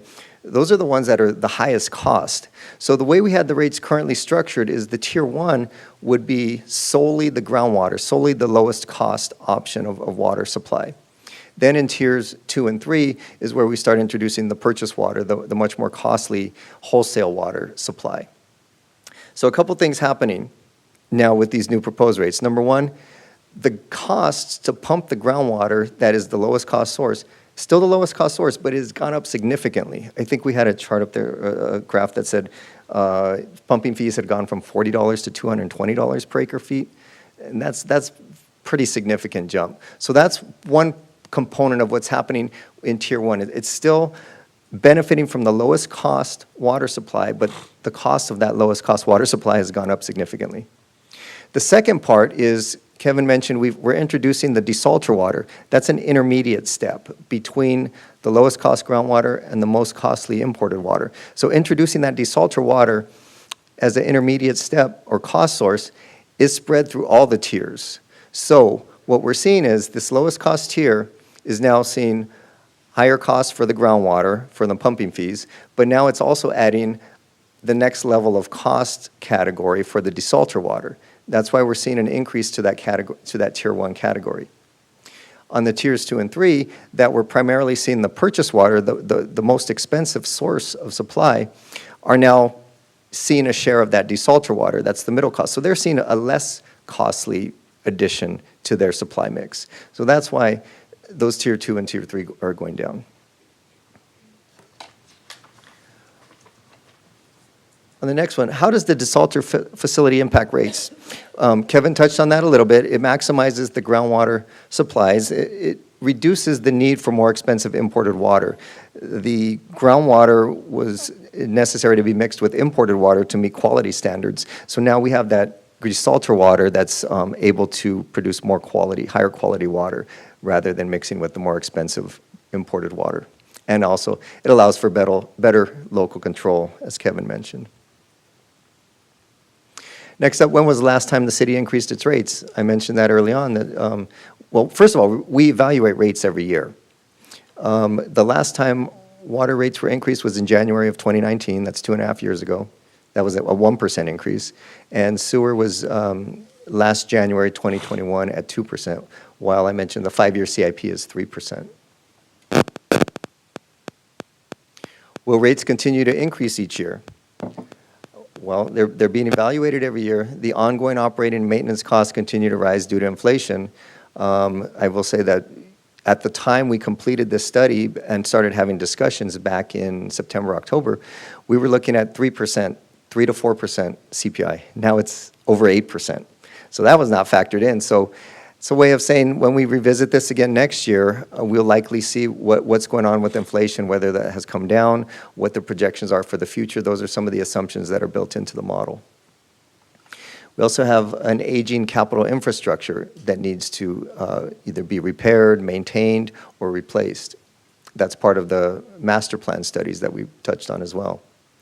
And increasing regulatory requirements. On the water side, it's both on quality as well as usage restrictions. And on the sanitary side, the sewer side, it's the collection, treatment, and containment measures that are regulatory requirements set those standards that we have to comply with. So that concludes the PowerPoint presentation. I'll pause now for questions. And then the next step would be to open the public hearing and then get to the recommended actions after each public hearing. Questions? Yes, Mr. Kildee? Yeah. Mark, this might be a Mark question or perhaps a Kevin question or perhaps a Dave question, but it appears to me that we're predicating a lot of this on the desalter, and are you in a position at all, or maybe even to talk a little bit about where we are with that, as far as the completion process and/or whether we're fairly comfortable that at some point we'll have it?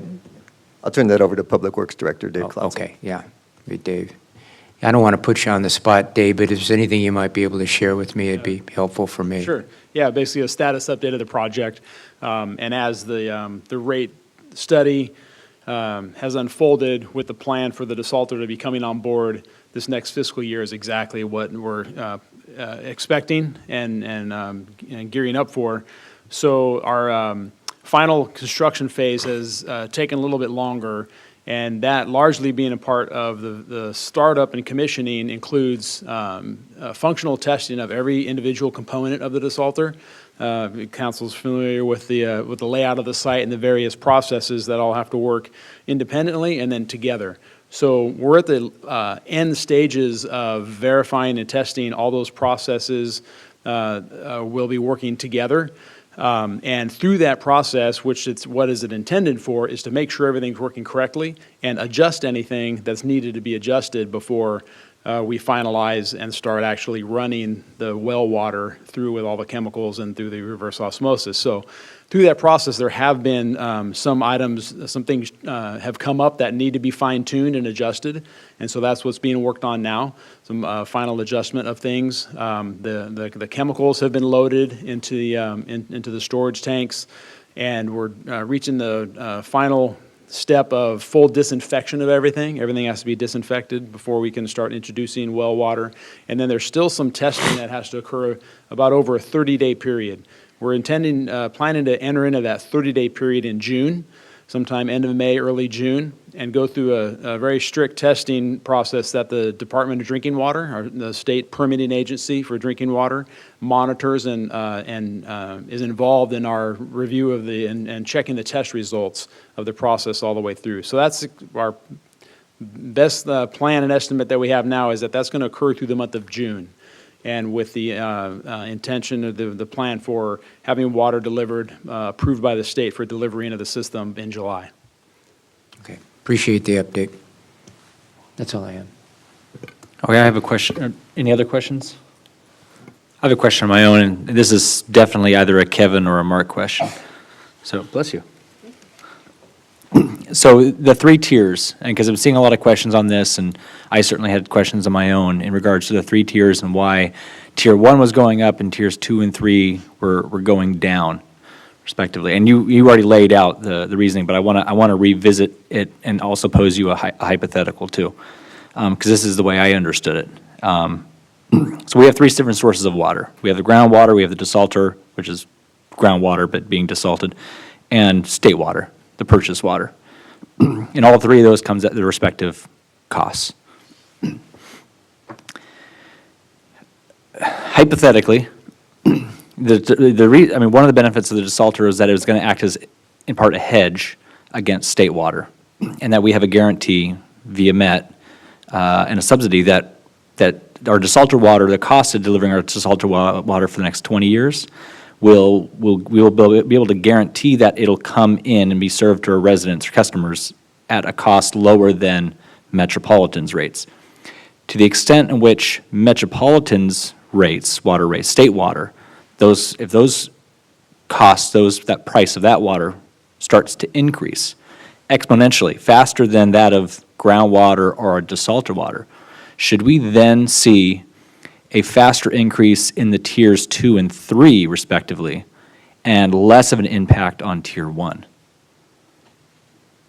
So will tier 1, my question really, will tier 1 see the benefits of not being as severely impacted by increasing state water So rates? the first thing I'll say is I don't know the very specifics of the contract or the agreement. Can you pull that mic down a little Sure. bit? I don't know the exact specifics of the agreement, but what I do know is we have our forecasted O&M costs for the desalter, and there's the LRP, the Local Resource Program credit, and that has been modeled, it's been incorporated to basically come up with a net cost for desalter production. So that's set within our cost of service, it's embedded in the rate for desalter water, it's projected in the future in the financial plan.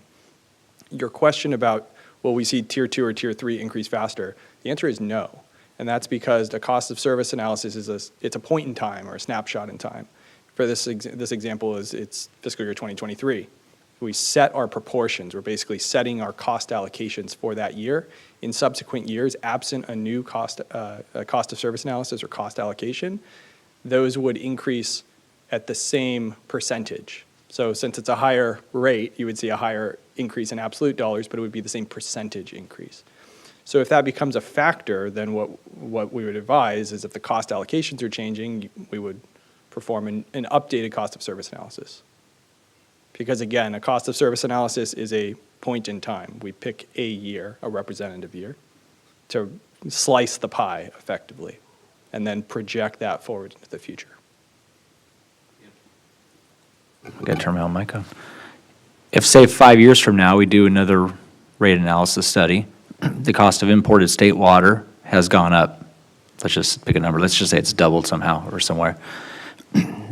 Then how might that impact the respective tiers? So that, at that point, it would be reflective, and if I remember from our study correctly, that would impact certainly Tier 3, and I believe a bit of Tier 2, because we blend the supplies, right? We fix the tiers, and we look at how much water is available for Tier 1, okay, not enough just from raw groundwater, so we have a little bit of Disalter. Then we go through Tier 2, do we have enough Disalter? I'll have to double check on that, but then certainly in Tier 3, that's where we have our purchased water, the metropolitan, as you've referred to it, state water, Met water, Cayugas water. So that would be reflected in the updated cost of service analysis within the tiers that find some portion of state water in them. I think I understand your answer. All right, thank you. Thank you. Great. Additional, yeah, Susan? I'm not sure who the best person to answer this is. We received a letter that said that we're charging different for customers within the city and customers in the unincorporated area. Can we speak to that? Yes, that is a component that was built in, I think as far back as we looked was 1998. And I believe there's two parts to it. There's the water side and the sewer side.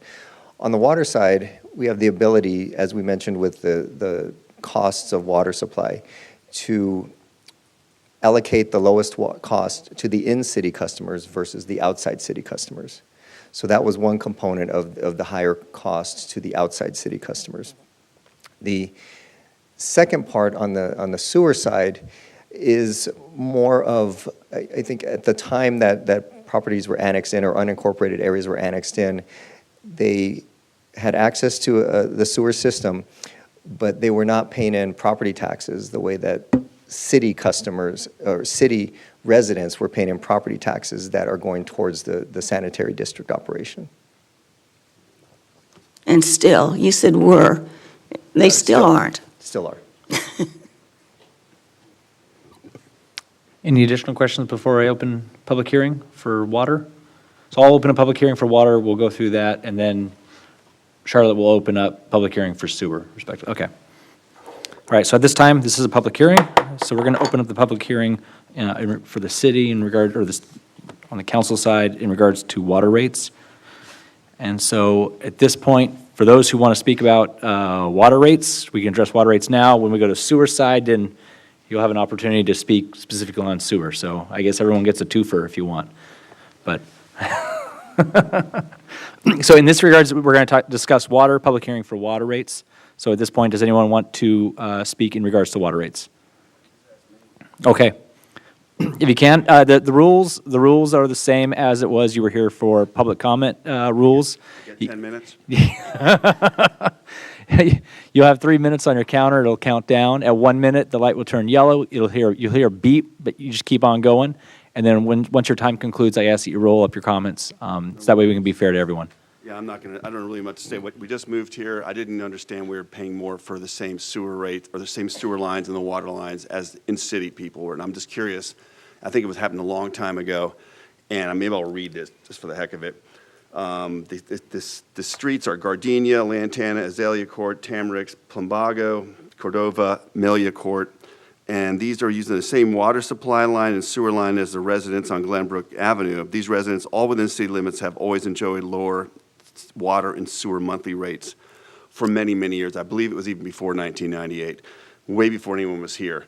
And what I'd like to know, I mean, I could walk through the rates and say which ones are higher. They're all higher. And I'm just curious, was it arbitrary beyond the property tax? Because we are using the same lines. Was it a penalty because we didn't incorporate?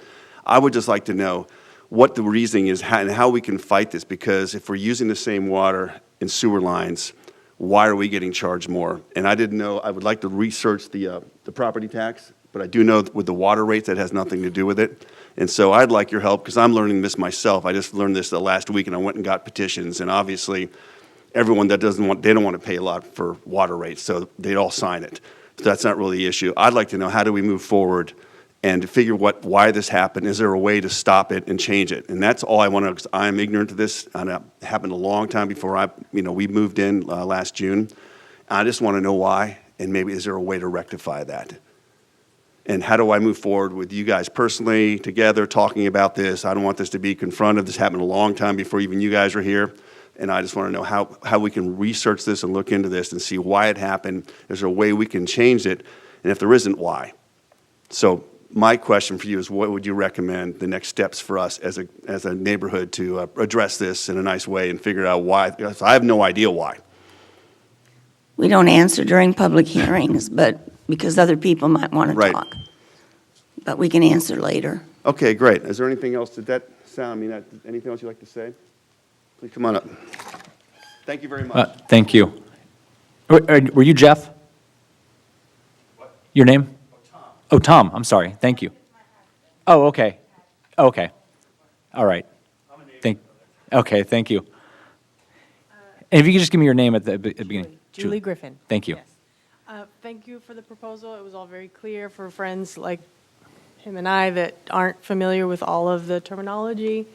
We appreciate you breaking it down for us. My question is similar to the gentleman. We're just trying to figure out why that built-in, I think it was the words that Mark used, that built-in something that happened back in 1998. And I understand that Councilmember Craven mentioned that us unincorporated neighbors still don't pay the same property taxes. I am not educated on that. I haven't done any research on that. I'm in the information seeking phase, trying to figure out where that discrepancy is, and if our rates are different from the incorporated neighbors, why the percentages are uneven, or if they are even, and maybe I misunderstand that. Just trying to get clarification. So I know you can't answer me directly. Thank you. We can certainly ask questions of staff after a public hearing. Does anyone else want to speak during public hearing on water rates? I see a gentleman coming down. If I can have I'm going to have the gentleman.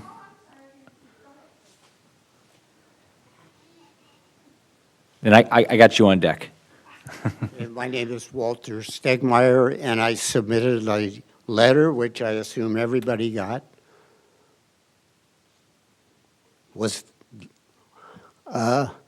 When you talk about Tier 1, I would like to hear the word conservation, because people in Tier 1 are many people who are going out of their way to save water during a severe drought.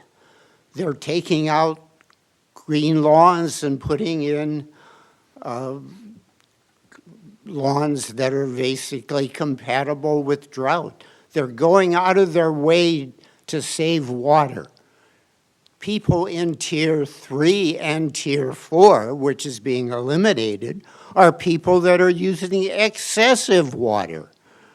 Yet you're raising the rate for Tier 1, people who are conservation-minded, and you're lowering the cost for Tier 3 and 4, people who use excessive water, people who are wasting water.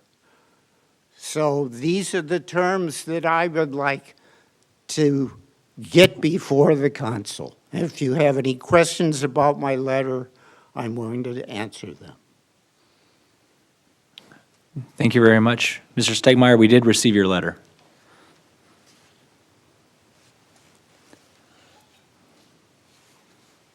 Hi, we just want to be fair for all of us. We know that they had to increase it, but this time it's almost double for us. So we're trying to conserve water. We try to do the best that we can, succulents and everything. Our grasses are dying. But I mean, almost double, I don't think it's fair. I mean, all we want is fairness, but not double for us. Thank you. And could I get your name? Veronica Nettleton. Thank you very much. All right, do we have anyone else who would like to speak during public hearing for water rates? Otherwise, I'm going to close the public hearing at this time. And do you want discussion, or do you want us to move on to open public hearing for sewer, and then Let's just... finish this up, I think. Finish water up. All right, yeah, we'll finish water, make a clean break. I'll start. Charlotte, yeah, you want to start? Yeah. Yeah, I want to make sure everybody understands that the general fund money does not go to water. This is an enterprise fund. And I know these people explained this, but in my terms, water has to pay for itself because the size of the city, the geographic boundaries of the city, the geographic boundaries of the area that we serve water, and the geographic area of Camarillo Sanitary District are all different. So all of the people who pay money going into the general fund shouldn't have to pay anything for water because water stands on itself. If they're served water by the city, then they will pay into the water fund just as anybody else does who receives water from the city. The water rates have not been increased in 2.5 years, and our costs have gone up.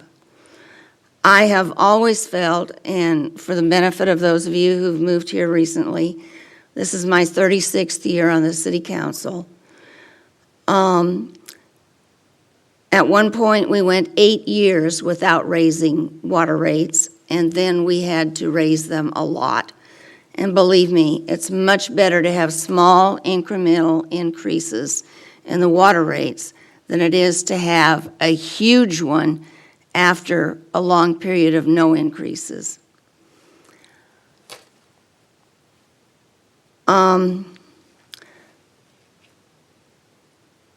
They did mention it, but we used to think of the groundwater we pumped as being free. Well, the groundwater isn't free, at least it isn't free anymore. It hasn't been for quite a while. But as they said, the increase is jumping from $40 an acre foot to $200 an acre foot to pump groundwater. So that's also an added cost. And as for the differential between people who live in the city and people who don't, that's something the city council could change if the city council wanted to. If we took that away, we probably would have to have a small increase to the rest of it. But I believe that differential has always been in the rates. I know it was there when I got on the city council in 1986. It was explained to us that it started when the city started serving water, 1978, I believe that was. Because before that, there were different water districts that the city took over. It might have been 1977. But when they took over the water district that served north of Las Posas Road, they started charging extra because I don't know why they did. Stan Daly doesn't have that in his book. But we have always felt that, to put it really bluntly, if people feel that strongly about it, then come into the city. We've made several offers, several times. Your property taxes will not go up. It's just a difference in who you pay your property taxes to. The county assessor tells you what you pay. The city doesn't add anything in. It's the same property tax. It's just that you're now paying to the county, and you then would pay a very small portion, 4.5% of what you pay would come to the city. But your water rates would go down, and your sewer rates could go down if we serve you water and sewer. However, the people on Lantana and the adjacent streets have, Upper Lantana, have at least 4 times in the last 36 years told us very emphatically They did not want to come into the city, and that's their right. But having said all of that, I can certainly support this increase. I think it's very much needed. As for conservation, Mr. Stegmeyer, I'm a firm believer in conservation. I always have. I tell people that when my lawnmower went to college in 1992, I got rid of my grass. And I have had succulents that are now about 35, 40 feet tall in my front yard. My backyard doesn't have grass, it has artificial turf, and on the other half of it, it has wood chips. My husband and I, and periodically when our kids come home for various reasons, we are very strict on the amount of water people use. And with the exception of one time last summer when my husband let our water run for the orange trees unreasonably, we have had a 1 to 2, usually 2 units per month. It can be done if you're very careful with how you use your water. So I can support this. Additional comments?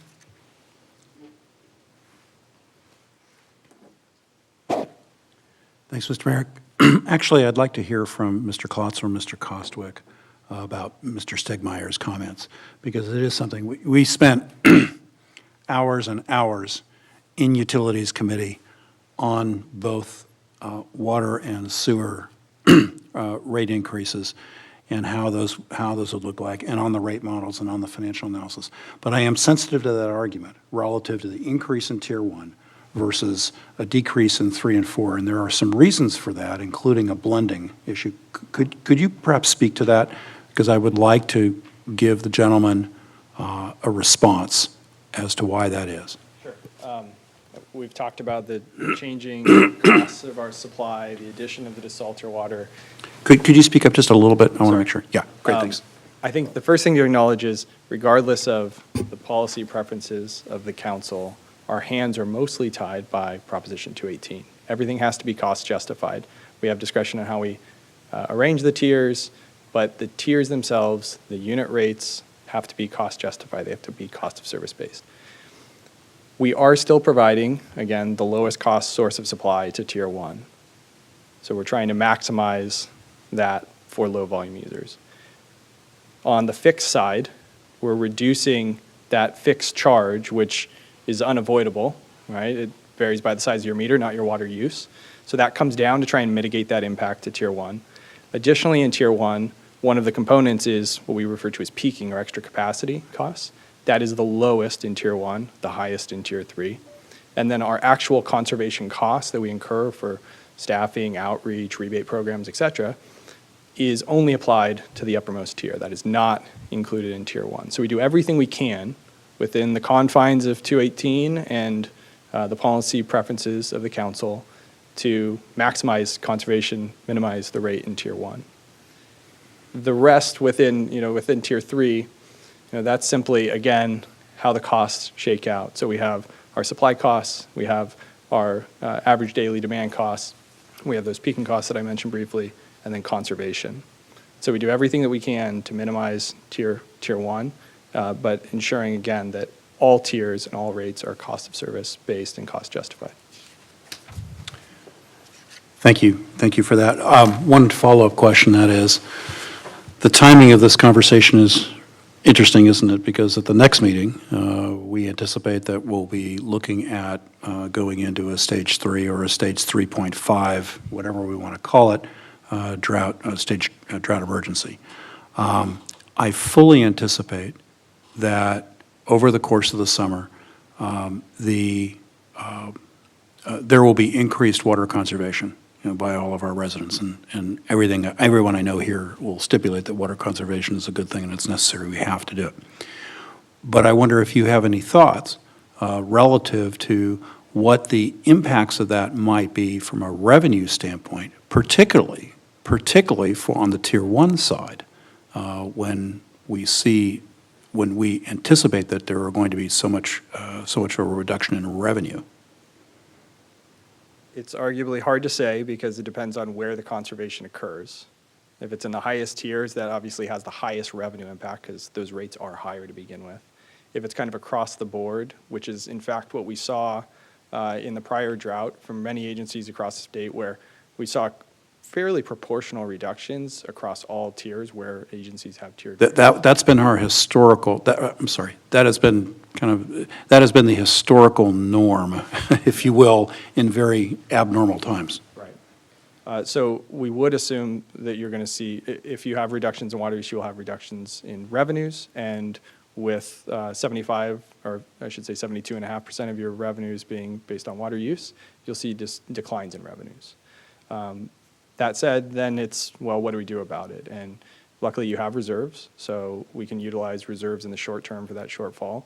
There's always agencies that implement or at least evaluate drought rates or drought surcharges, which are, they're hard because you're asking people to reduce their water use and conserve, and they do so, and then you say, well, we need to recover our fixed costs, so here's your surcharge. You're using less, your bill's you're gonna pay the same amount though.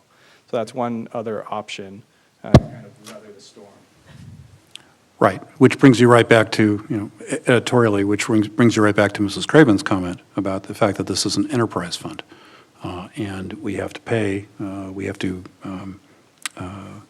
pay for the water as we go. It's a pay-as-you-go. It's not a general fund subsidized enterprise. So thank you for answering my questions on that. I guess it's time for comment. And so I will say again, the mayor and we had, I think it was 5 meetings. We spent hours and hours on this. A lot less hours than Mr. Kostwick and staff spent on this.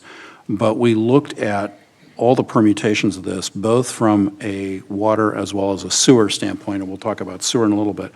I don't like to increase rates for utilities, but that is the responsible, fiscally responsible thing to do, and to do it in an incremental and gradual manner like tonight, because among other things, you avoid what Mrs. Craven said, which is avoiding a large sticker shock increase down the line when you haven't increased rates for several years. So I had several public entity clients over the course of my practice where the boards of directors water districts did not increase their rates for 3, 4, 5 years, and all of a sudden they were dealing with 15, 16, 17, 18% increases in water rates.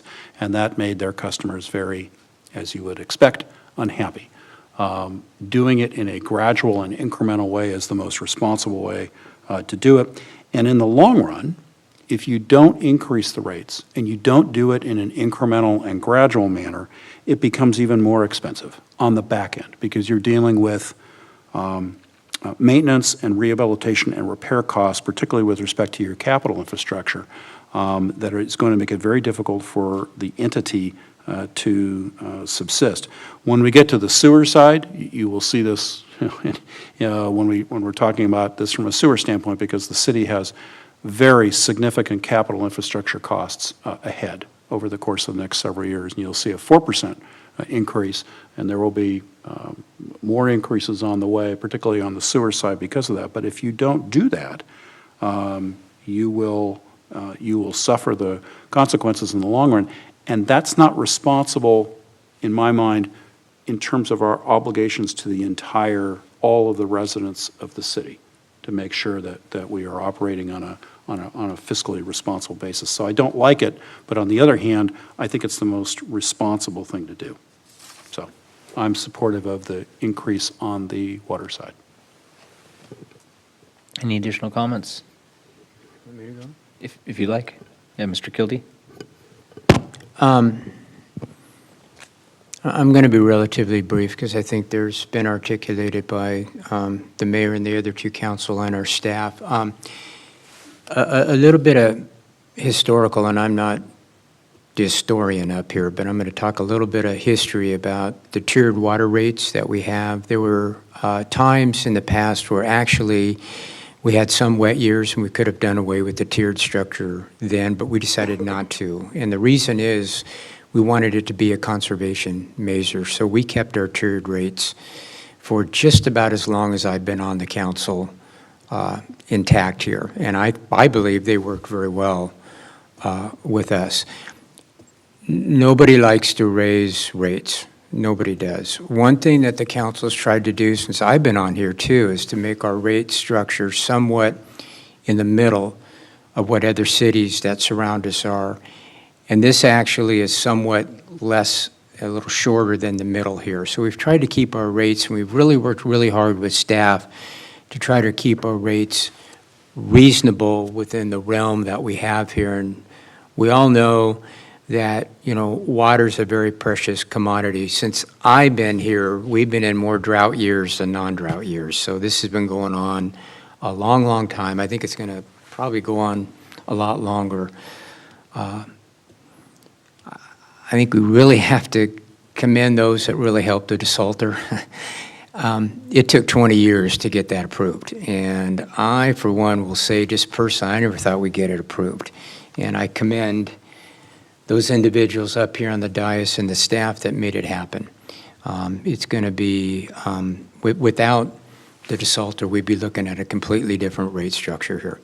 So I just want to ditto what the other council members have said here. I don't like to raise rates. I don't like to do it at all.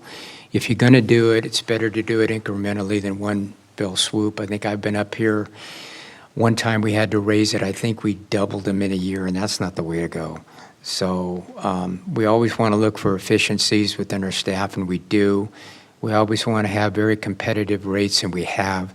And this is something that is somewhat incremental, that we can quantify the reasons why we're doing it, and we're going to really try to be as efficient as we can so we can lessen the rates in the previous years. So I support this, and I'm just hoping that we can get some rain and we can get a little help, not just for our city, but this state in general. So those are my comments. Ms. Intensla? Thank you. Most of what I've planned to say has already been said, and so I really appreciate the questions as well, so that everybody can understand the tiers and why the rates are the way they are. So this stuff is complex, and setting the rates is complex, and sometimes I have to look at it again and go through it very slowly to understand why it looks like we're increasing the rates for the people using less water. There's been a couple things that have come up for this council, small things, small groups, but where we have not increased rates or didn't have an escalator on certain things, and all of a sudden we're looking at 100, 200% increases on some things, and that's what we don't want to happen, and that's what we don't want to happen here, and that's why, as has already been mentioned, that these incremental rate increases are so important, so that we don't get hit with something huge by skipping years. And I also just want to reemphasize that that there's no profit being made off of this. This is cost to provide the service, and we have to be able to provide the service, and that takes money. And as costs are going up for all of us as consumers, they're going up for the city as well, for the services that we provide. So it's not fun to increase rates. This is the worst part of this job, is having to vote to do these things, knowing that it's a hardship on some people, and a very real hardship, and that is not lost on me. But it would be worse if we weren't able to pay for these things, and the city is in financial trouble and not able to provide any of the services that we need to. So I will be supporting these increases. And I'll just bookend this and more or less echoing what the rest of my colleagues have already said. I don't want to pay a single dollar more than what I have to either. We all live in the city. We're all ratepayers for water and sewer. Yeah, I think Camarillo has done a very good job historically. Our rates relative to our neighbors are still low. Incremental rates are the way to go. Increasing rates in any fashion may not be politically smart, but it is responsible. It's a responsible thing to do. And it's a good stewardship thing to do. But conservation is important. Charlotte already said her efforts, I'm very familiar with her efforts and her husband's efforts to conserve water, and they do a terrific job. And my efforts have been to try to I've put in turf in my front yard, installed a drip irrigation system. I've since turned off my drip irrigation system for the last 6 months. I've been watering once every 2 weeks at 10 o'clock at night by hand, just to try to conserve water. So I know we're all doing our part in our own respective way. We're certainly going to have to pull a lot more weight with the restrictions that are coming down, handed down from the state. And this drought, as Kevin said, I don't think it's going to subside. I think it's going to be with us, and it's going to get probably worse. And in a time when the price of everything is going up, the price of gas is going up, the price of housing is going up, the price of lumber is going up. Well, now it's going down, but the price of a lot of things are going up. And I know this doesn't help tacking on one extra thing. I sympathize with everyone who's getting some heartburn and feels their wallet's being pinched a little bit. But I know that we've done, I think this is the responsible thing to do. We consistently look at our numbers regularly. We try to pass along the smallest incremental rate that we possibly can while making sure that we don't put these enterprise funds, the water, the sewer, in tight spots to where we're going to have to up rates significantly. Yeah. And or we won't have the resources to cover some sort of cataclysmic event. And to that end, I will support these rates as well, rate increases as well. Mr. Mayor? Yes. I'll make a motion to the We council. need to have the title read. Well, let's see, we don't have Mr. Pierik here, but it's not an ordinance. Do we need the title read? He's coming. It's a resolution, no. Mr. Pierik, do we need to have the title read of a resolution? Oh, I was reading. The answer is no. Okay, so I'll make a motion to Sorry. adopt a resolution setting the amount of water rates and charges for July 1, 2022. Second. I have a motion and a second. Please vote. That passes unanimously. I'm going to turn it over to Mrs. Craven for sewer. Okay, I will open the public hearing for the sewer service rates ordinance. And even if you spoke before, this is a different government agency, a different public hearing, so you'll need to speak again. Is there I don't have any cards. Is there anyone who would like to speak to us? Yes, please come up, state your name for the record. It's Tom Viscount. I have one comment. I'm curious, if we have such a water shortage, why are we having all this new development in this city that's going to increase the water usage? It seems that if we did really worry about it, I understand there's a new development being built in Springville. All these places are being built. I would think if you're being prudent, you would actually think to not be building all these new places that will take up a lot more water. Is there a way I could ask you a question after this of why that's happening? We'll discuss that afterwards, but this is for sewers right now. Well, then it's sewer too. They use sewer too. Okay. The development. So it goes kick and boodle, both water and sewer. If you really are trying to be prudent, why are we developing the city and having more people use water and sewer? And that's my thought, and I'd like to have some answers to that. So thank you. Okay. Is there anyone else who'd like to speak to us? Yes, come on up. Please state your name for the record first. It's Angela Brown. Okay. I'm assuming that the sewer rates are based on the water rates, or water usage, rather. And I just wanted to make a comment of something that I think is missing that I have not heard in the way the water rates and sewer rates are calculated, are people that are not just a single family, a single person living in a home as far as their tiers and how much water and sewer they're using. A family like us, we have 5 children. In the home is 7 people. In our home, we can't be compared to someone who is one person or a couple on our usage of water and sewer. And I just wanted to say that. I know this probably isn't the platform at this moment, but I didn't hear that being considered as far as the water usage and conserving water individually. Thank you. Is there anyone else who'd like to speak to us on the sewer rate increase? Or sewer rate ordinance, excuse me.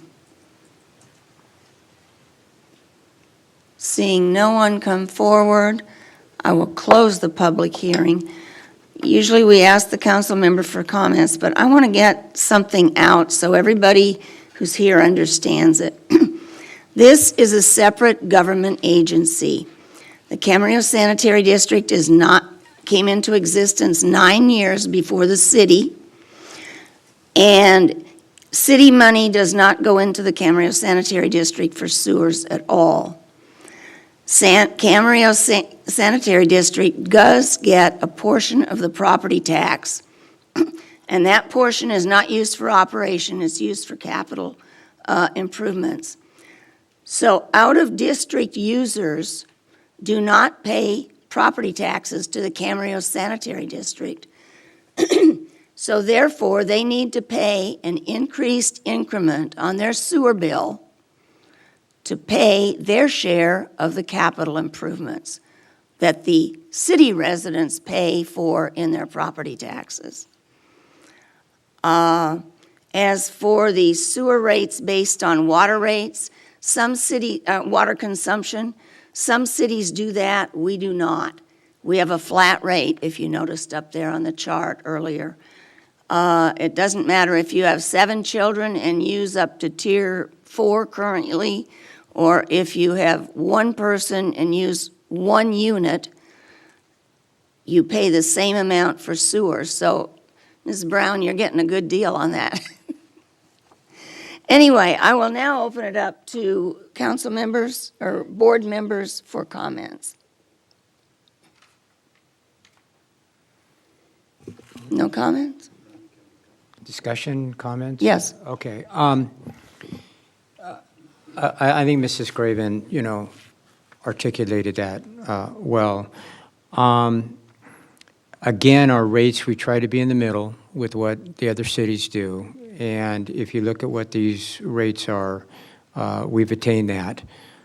I, for one, don't want to raise, sewer rates as well on this, but we do have an aging plant that's going to need a lot of updates, and there's some of the facility out there, I think, that goes back definitely to the early 60s, and it might even be a little bit earlier than that.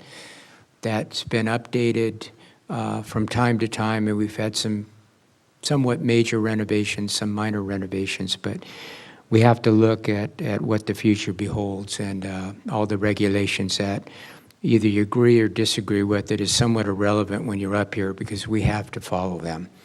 So this is something that we need to do. Again, we need to do it incrementally so we don't get a big spike here.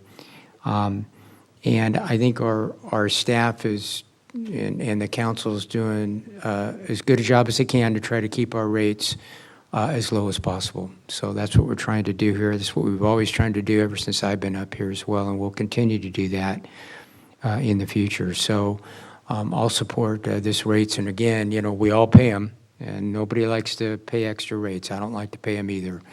But this is where we are. This is what we need to do at this time. And hopefully, when we get efficiencies and whatnot in the future, we can level some of these off. That time will tell on that. So those are my comments. Okay. Susan? So especially with this one, we know that there are some really big capital costs coming to us. And so this was even easier for me because I've been out there, we've all been out there, and we've been spending a lot of time learning about what we're going to need to do to make sure that we can continue to serve our sewer needs, our wastewater needs. When I was elected, somebody came up to me and said, water and sewer. You got that? You got it all. And I don't really think that meant anything to me. But if you think about it, if we don't have water and we don't have a way to deal with our waste, then nobody wants to live here, right? So anyway, that's just some really important costs coming up that are unavoidable. And so that plays a part into this rate increase. It also plays a part into that question I had asked about why the difference between the unincorporated area and the area, the residents within the city, especially knowing that we have this huge capital cost coming up, and the people in the unincorporated area without their property taxes going in to help out with that, if I've got that right. I also wanted to address why are we building? Well, we aren't building, but developers are. California is in a severe housing crisis. We don't have enough places for people to live, and so we are doing our part. We are also following state guidelines and RENA numbers and things that we are supposed to follow in terms of development. And also, the land that used to be agriculture uses more water than residential. So it's actually using less water to develop the land. I support this. I know it's, again, I'm just going to repeat what I said before. I know it's hard on people. I get it. It's a really tough time. But we have to do this, otherwise we won't be able to serve the needs of our residents. So I'll be supporting this. Tony? Thank you, and I thought both of our speakers raised good questions, and I think Mrs. Craven has responded to the latter speaker, and I think Ms. Santangelo responded very well to the first speaker. It's the conundrum, and I hear it from a lot of folks. Why is there more housing going on if you feel that we have these pressures from other areas? And Ms. Santangelo is absolutely correct. There is a housing crisis in this state. There is tremendous pressure from the state, and the only difference that I have with what Susan said is it's not just guidelines. There is state law that is required in terms of our regional housing needs assessment numbers that is being actively enforced by the State Housing and Community Development Department that is suing cities for not meeting their housing totals, like I want to say Huntington Beach, but I'm not sure if that's the correct one. But the state is very aggressively going after cities that it believes are not putting in enough housing. On the flip side, the downside is when you don't have sufficient housing from an economic development standpoint, it really puts a municipality at a disadvantage in the long run in terms of attracting and retaining employers who pay good paying jobs. It's very difficult for kids to come back, and we have three 30-year-old children, grown-up children. It's very difficult for kids to come back into this area because they can't afford housing. And so what is required is and it's a wholly different discussion, but I mean, it's a good question that's raised, but we have to take a very balanced and a discerned and a thoughtful approach in terms of housing, which is what, this council had set in motion many years ago relative to Springville. And so, with that said, I agree with what Ms. Santangelo said, and I also kind of want to repeat my comments from before without repeating them ad nauseum. But one thing that we are really going to be wrestling with over the course of the next 5 to 8 years is the fact that we anticipate that we have a master plan for sewer, for our capital infrastructure that is going to require a very large expenditure of dollars. And we've seen a number of different estimates. And if we don't start building toward that, we won't be able to build that infrastructure that we need. And the infrastructure that we have at the plant right now, that plant was originally put into place in 1957. and it's been built out over 3 different phases since that time. And there's most of that infrastructure at the sewer treatment plant needs to be either repaired or, more often than not, replaced. If you don't do that, then you have this entire problem on the back end where it actually becomes more expensive to do it the longer you wait, and you also run the risk of very aggressive penalties from the state for exceeding or violating your wastewater quality requirements. And so we can't have that happen, because that's not a responsible thing to do either to all of our ratepayers and incur those kinds. So I hate it. I hate raising rates, so I guess I'm being redundant again, but it is the fiscally responsible thing to do. But the challenge for us over the course of the next 5 to 7 years as we come back, this is the start of what I anticipate are going to be relatively significant rate increases for the sanitary district, because we have to deal with this issue. So unfortunately, that's the case that we find ourselves in. That's enough. Thanks. So I'll support the rate increase. In order to avoid being ever more redundant, I'm just simply going to say that I pretty much echo and agree with most comments that my colleagues have already made. So just to bring it back to the sewer and to the sanitary district, you might want to know why we have to do millions and millions of dollars of improvements and reconstruction at the Sani plant, and it's all called complying with the requirements of the Clean Water Act. The Clean Water Act requirements get more stringent every year or every 2. It was passed a long time ago, and water has been cleaned up, but there's a desire to have the water cleaner. It might interest you to know that we could not take our drinking water, which is approved by the state water Department of Water Resources. It meets their requirements for drinking water. It's perfectly good water. But we are not allowed to take that and dump it into the creek or discharge it into the creek, because it does not meet the discharge requirements. And so water really has to be clean in order to discharge it. Everybody wants clean water, and nobody wants to pay for it, as I've said that for probably the last 30 years. I won't say it next year because I won't be here. But at any rate, I've said enough, and I can support this. So with that, I will request a reading of the title. This is CSD Ordinance Number 94, an ordinance of the Board of Directors of the Camarillo Sanitary District amending Chapter 7, Section 7001 of the district's Operations Code relating to sewer service rates. Is there a motion? Madam President, I move to authorize a waiver of further reading, introduce a Camarillo Sanitary District ordinance amending Chapter 7, Section 7001 of the Operations Code relating to sewer service charges. I'll second that. There's a motion and a second. Please vote.